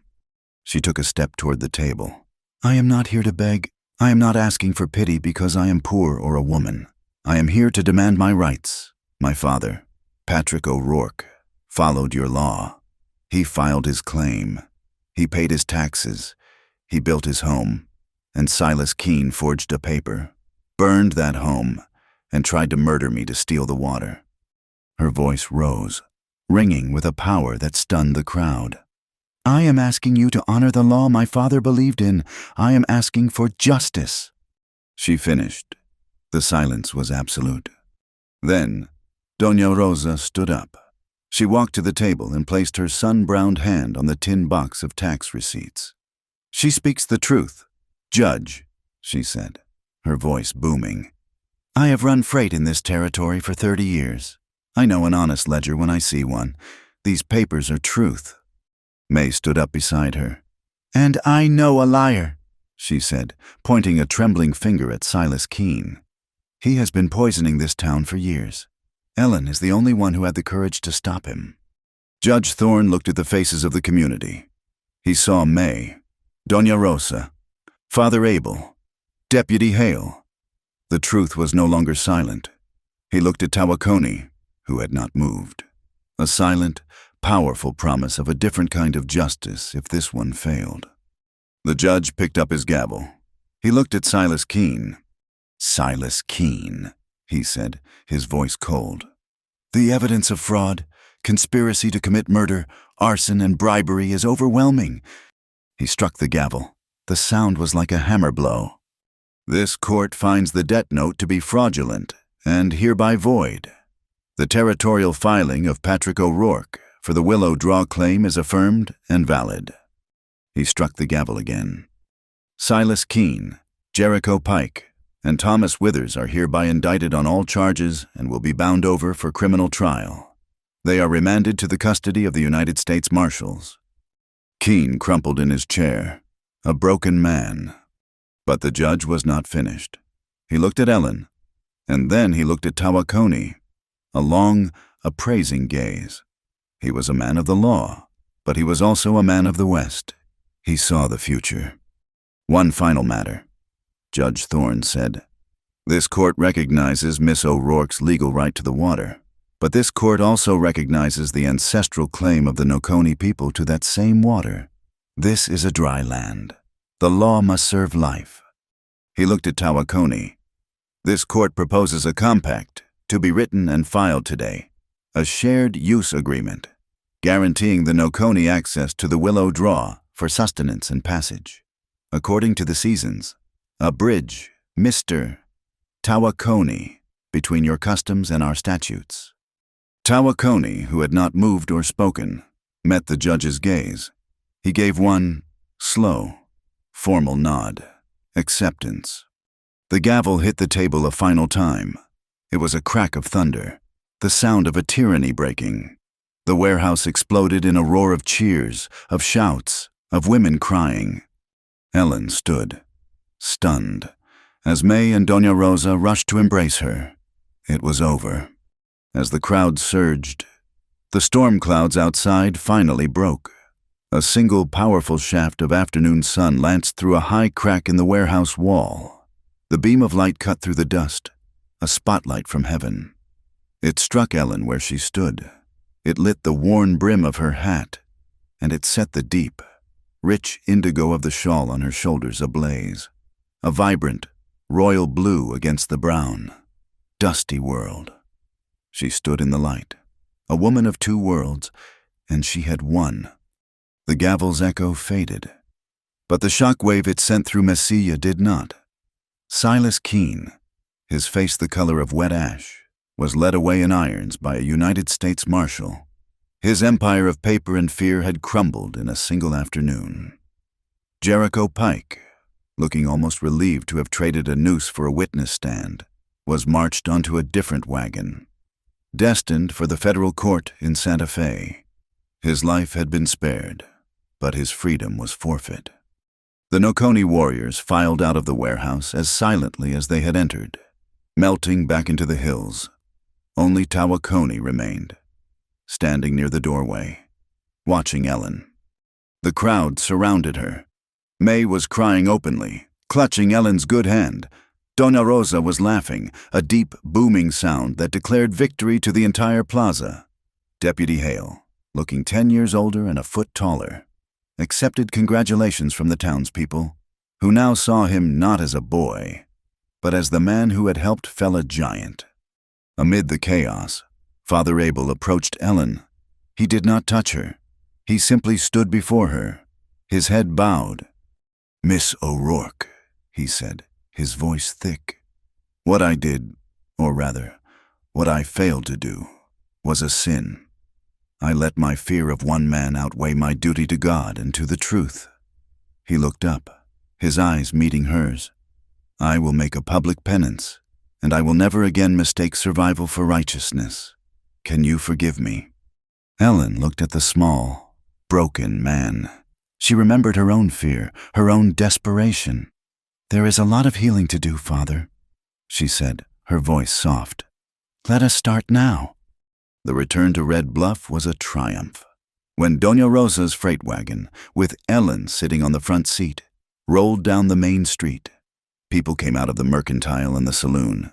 This time, they did not stare with cold suspicion. They cheered. May, who had ridden back with them, waved like a queen. May's boarding house was open for business that night, but the ledger was different. A new sign, painted by May herself, hung behind the counter. No credit, no debt, all welcome. It was a new law for Red Bluff. But Ellen did not stay. The town was celebrating, but her work was just beginning. She took the brown mare, Bess, and rode the half-mile to Willow Draw. The ruins of her hut were still there, a black skeletal square on the earth. The charred timbers of the cistern were a grim monument. The wind blew ash across the ground. It was a place of ghosts, a place of trauma. She dismounted, the heavy indigo shawl still wrapped around her. She stood by the creek and breathed. The water was still running, unaware of the dramas of men. A horse's soft footfall made her turn. Tawakoni sat on his stallion, watching her from the low rise. He had been following, giving her space, but never leaving her unguarded. He dismounted and walked toward her. He did not look at the ruined hut. He looked at her father's notebook, which she carried, now dry but forever warped by the heat. "The paper law is done," he said. "Now, the earth law begins." "Yes," she said. "The water. My father knew where it was, but he never got to build." "Show me," he said. They sat on the creek bank, the setting sun painting the llano in shades of apricot and violet. She opened the book. The pages were stiff, the ink blurred in places, but the diagrams were clear. Her father had not just planned a simple cistern. He had mapped the underground springs, the arteries of the land. He had designed a series of irrigation ditches, a way to feed the water from the deep springs out onto the thirsty plain, to create a garden, an oasis. Tawakoni studied the drawings. He did not read the English words, but he understood the lines. He understood the topography. He touched a diagram of a primary ditch. "Here," he said, pointing to a contour line her father had drawn. "This is where the land is hard. The water will be fast." He then pointed to a different spot. "Here, the soil is deep. The water will sink and be lost. Your father's marks are true." He looked at her. "This is not the work of one woman." "No," Ellen said, "it is not." The next morning, he returned, and he was not alone. He brought 5 Nokoni men, carrying digging sticks and heavy woven baskets. A few minutes later, Doña Rosa's wagon arrived, not with freight, but with Deputy Hale, Father Abel, and 4 of Doña Rosa's teamsters, all carrying shovels. May came last, her arms loaded with a basket of bread, smoked ham, and a huge canteen of coffee. "Looks like a building party," May announced, setting up a camp kitchen. No one spoke of the divide. The work began. Ellen, her father's notebook in hand, became the engineer. Tawakoni became the foreman. He translated her father's lines on the paper into lines on the earth, marking the path of the new ditches with stones. They dug. It was hard, relentless, physical labor. The sun beat down. The soil was rocky. Ellen worked alongside them, her good hand gripping a shovel, her bandaged wrist aching. She refused to stop, driving herself, sweat soaking her calico dress, her palms blistering. Father Abel, his priest's robes tucked into his belt, dug with a frantic energy, as if trying to shovel his own shame out of the earth. Deputy Hale, his badge pinned to his shirt sleeves, worked with the easy strength of a young man proving his worth. And Tawakoni, he worked with a rhythm, a steady, tireless grace. He moved rocks that 2 of the teamsters struggled with. He saw where the earth was weakest, where it was strongest. He and Ellen worked side by side, a silent, efficient team. He would pause, look at her, and she would consult the notebook, and they would nod. A shared language of lines, and water, and respect. The Nokoni men worked with them, their initial stiffness fading. They began to laugh with Doña Rosa's drivers, sharing tobacco and teaching them the right way to brace a collapsing ditch wall. By the end of the 3rd day, the main channel was dug. It was a long, deep scar in the land, leading from the strongest spring-fed pool at the curve of the creek up onto the flat, promising land her father had claimed. They all gathered, exhausted, covered in dirt. "Now," Ellen said, her voice hoarse, "we see." Tawakoni and Hale rolled the last, heavy boulders from the mouth of the spring. For a moment, nothing. Then, a dark, wet tongue of water licked the dry soil of the new ditch. It hesitated, then flowed. It filled the channel, a perfect, steady stream. moving exactly as her father's calculations had predicted. It flowed past the ruined hut, past the new marker stakes they had pounded into the ground, and began to soak the thirsty plain. A cheer went up. Father Abel sank to his knees and made the sign of the cross. May was crying. Tawakoni stood next to Ellen, watching the water. "Your father was a wise man," he said. "He listened to the land." Ellen looked at the water, her father's legacy, and the tears she had not shed in the courtroom, not in the fire, came at last. They were not tears of sorrow. They were tears of completion. She felt Tawakoni's hand, calloused and warm, rest on her shoulder. He did not speak. He just stood with her, as the water and the future flowed at their feet. The work did not stop. They built the sluice gates.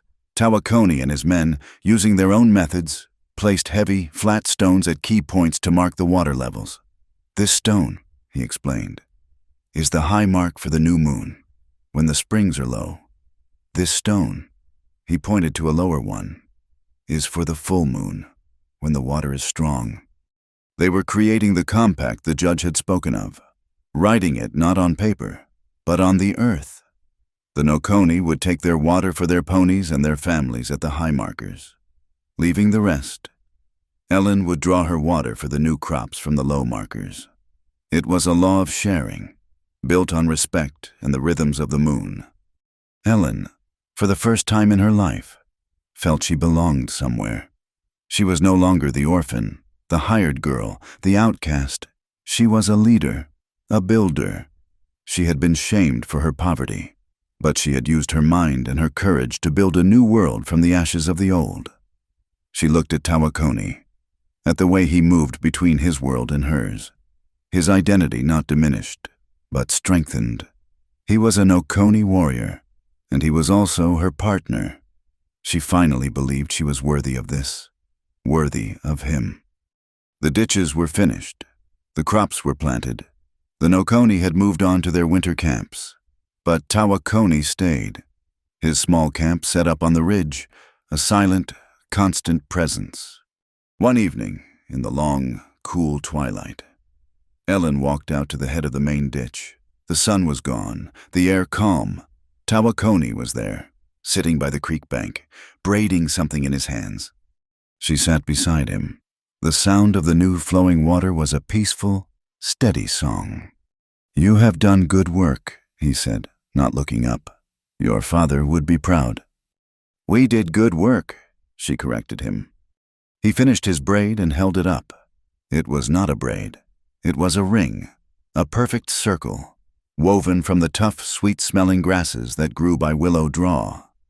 He held it out to her. She looked at it, then at him. "Among my people," he said, his voice quiet. "A house is not a promise. Gold is not a promise. The land is the promise. The water is the promise."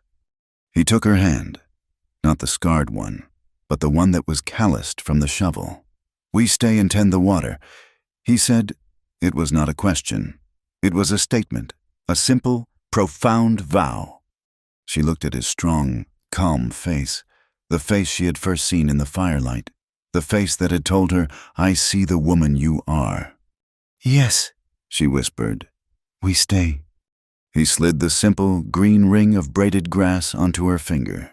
It was not a wedding, not as Red Bluff would have known it. There was no priest, no crowd, no paper. It was a promise made of earth and water. It was a vow of labor. Ellen looked at the ring on her hand. Beside it, the burn on her wrist was a pale, silver scar, a reminder of the price. The ring was a reminder of the victory.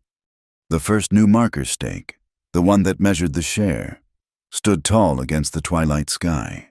It was straight and true, down by the creek, in the growing darkness.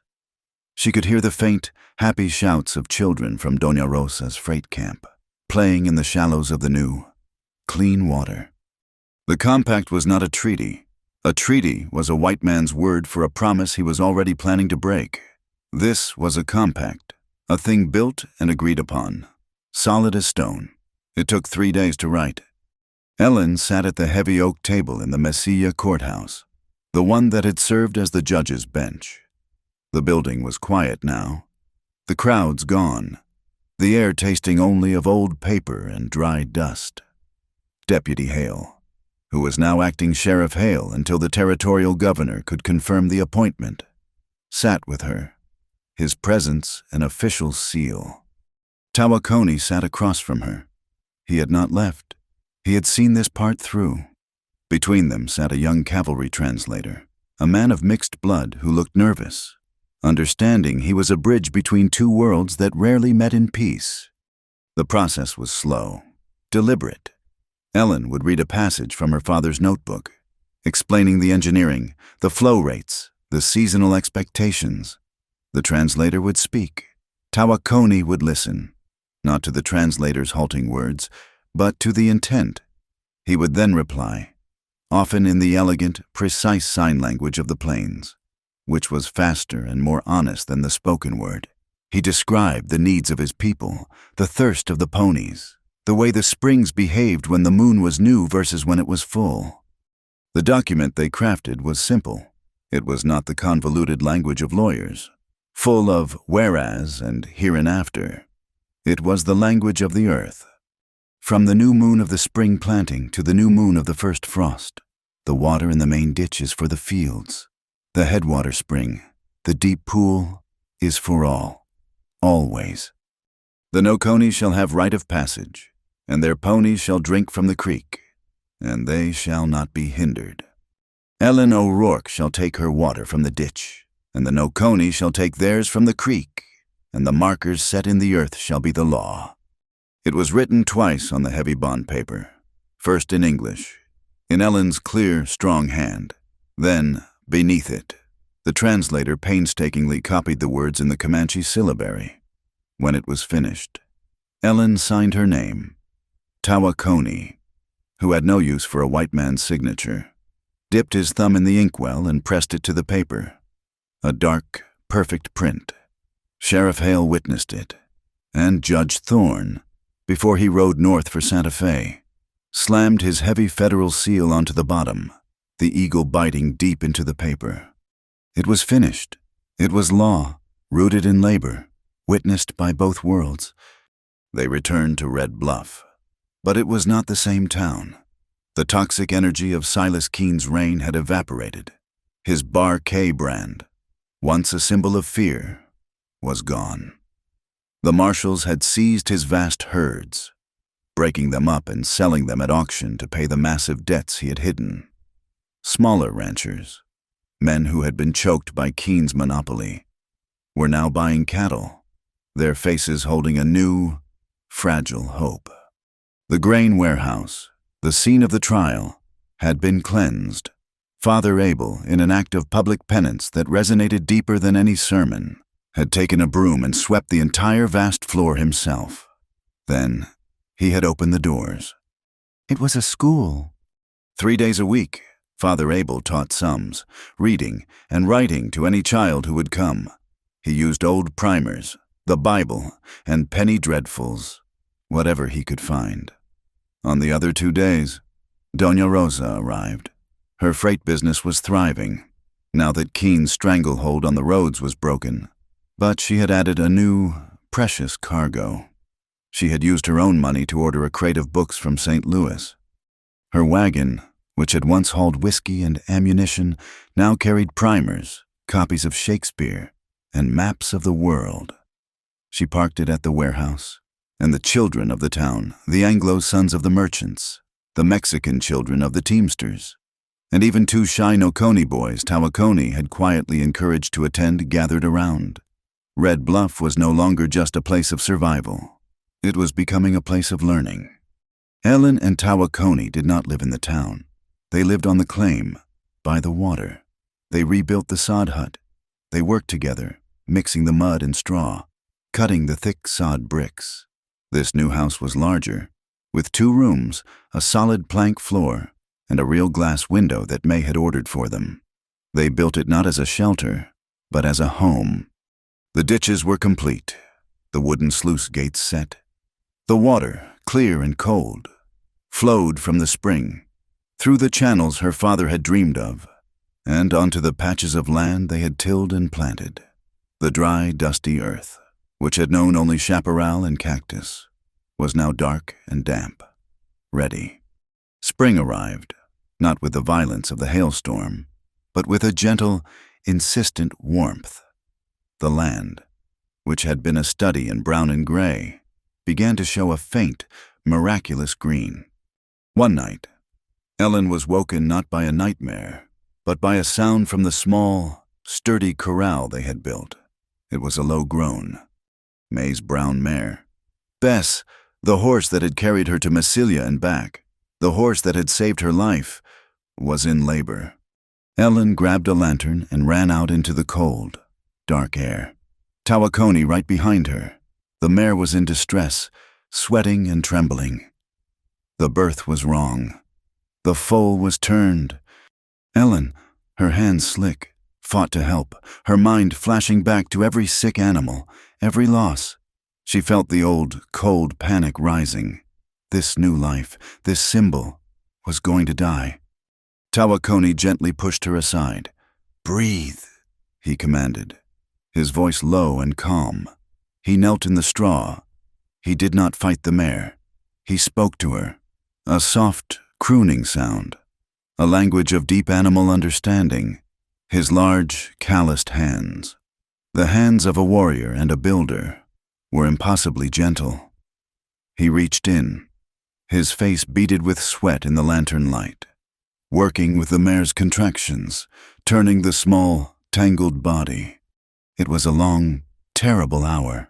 Ellen watched, her own hands clenched, tears of helpless fear streaming down her face. Then, with a final, wet rush and a groan from the mare, the foal was born. It lay steaming in the straw, a perfect, long-legged filly, the color of rich, dark coffee. Bess, exhausted, nickered and nudged her new daughter. Ellen sat back against the corral fence, covered in the mess of birth, and found herself laughing. A choked, relieved sound. Tawakoni wiped his hands on a rag. He looked at the new life, then at Ellen. His face, in the warm lantern light, held a rare, open smile. They had delivered this life, together, on the land they had saved. This was family. This was the promise, made real. The town continued to heal. Sheriff Hale rode out to the claim his first week after the election was certified. He was no longer the frightened boy. He wore the badge with a new, quiet authority. He did not come to talk law. He came to see the ditches. He dismounted, squatted by the main channel, and watched the water flow. He looked at the new sod house, at the healthy mare and her foal, at Tawakoni, who was mending a bridle, his presence easy and permanent. "You built a good thing here, Miss O'Rourke," Hale said, nodding with a deep, earned respect. "Mr. Tawakoni." The law, in Red Bluff, was finally on the side of the builders. The future was not a perfect, settled thing. It was a real thing. Word came, carried by Donna Rosa from Santa Fe. The federal trial for Silas Keene was set for the summer. He would face a federal judge, not a local one he could buy. His days of power were over. Justice, which had begun in a dusty warehouse, was now moving, slow and certain. That evening, Ellen finished washing her blue calico dress and Tawakoni's indigo shawl in the clean water of Willow Draw. The shawl, his first gift, his honor, was now a shared thing, as much hers as his. She hung them side by side on the new fence line, the one that marked the edge of her garden, the coarse, faded blue fabric of her dress and the deep, rich indigo of his shawl hung together. Two different worlds, two different textures, drying in the same evening breeze. She stood and watched the sunset. It was a spectacle only the high plains could offer, a sky of liquid gold and deep, aching violet, so beautiful it hurt. Tawakoni came up behind her. He had been checking the head gate, ensuring the water flowed true for the night, a ritual, a prayer. He did not speak. He just stood with her, a solid, warm presence at her back. The air was quiet. They could hear the new foal, safe in the corral. They could hear the soft, constant gurgle of the water as it ran past them. Down the ditch her father had dreamed, a sound of steady, unending life. This was not a grand passion. This was not a story of sudden riches or conquered lands. It was a story of labor. It was a story of finding the one person in the world who saw the truth of you, beneath the soot and the worn-out shoes. It was the story of choosing, every single day, to stay and tend the water. Tawakoni looked at the fields, dark and promising in the twilight. He looked at the water, a silver ribbon in the dusk. He looked at Ellen, her copper hair catching the last light of the sun. He did not need words. He placed his hand on the small of her back, a simple, solid gesture of presence, of promise, of home. Ellen leaned back against him, just slightly. She closed her eyes, breathing in the smell of the damp earth and the wild sage. The water flowed. The promise was kept. Thank you so much for listening to this story. I am always curious. Where in the world are you listening from? Let me know in the comments. Share your thoughts, and let's talk. If you enjoyed this tale, please subscribe to my channel, Wild West Tales. Give the video a like, and maybe even hit that hype button to help more folks hear this story. It means the world to me.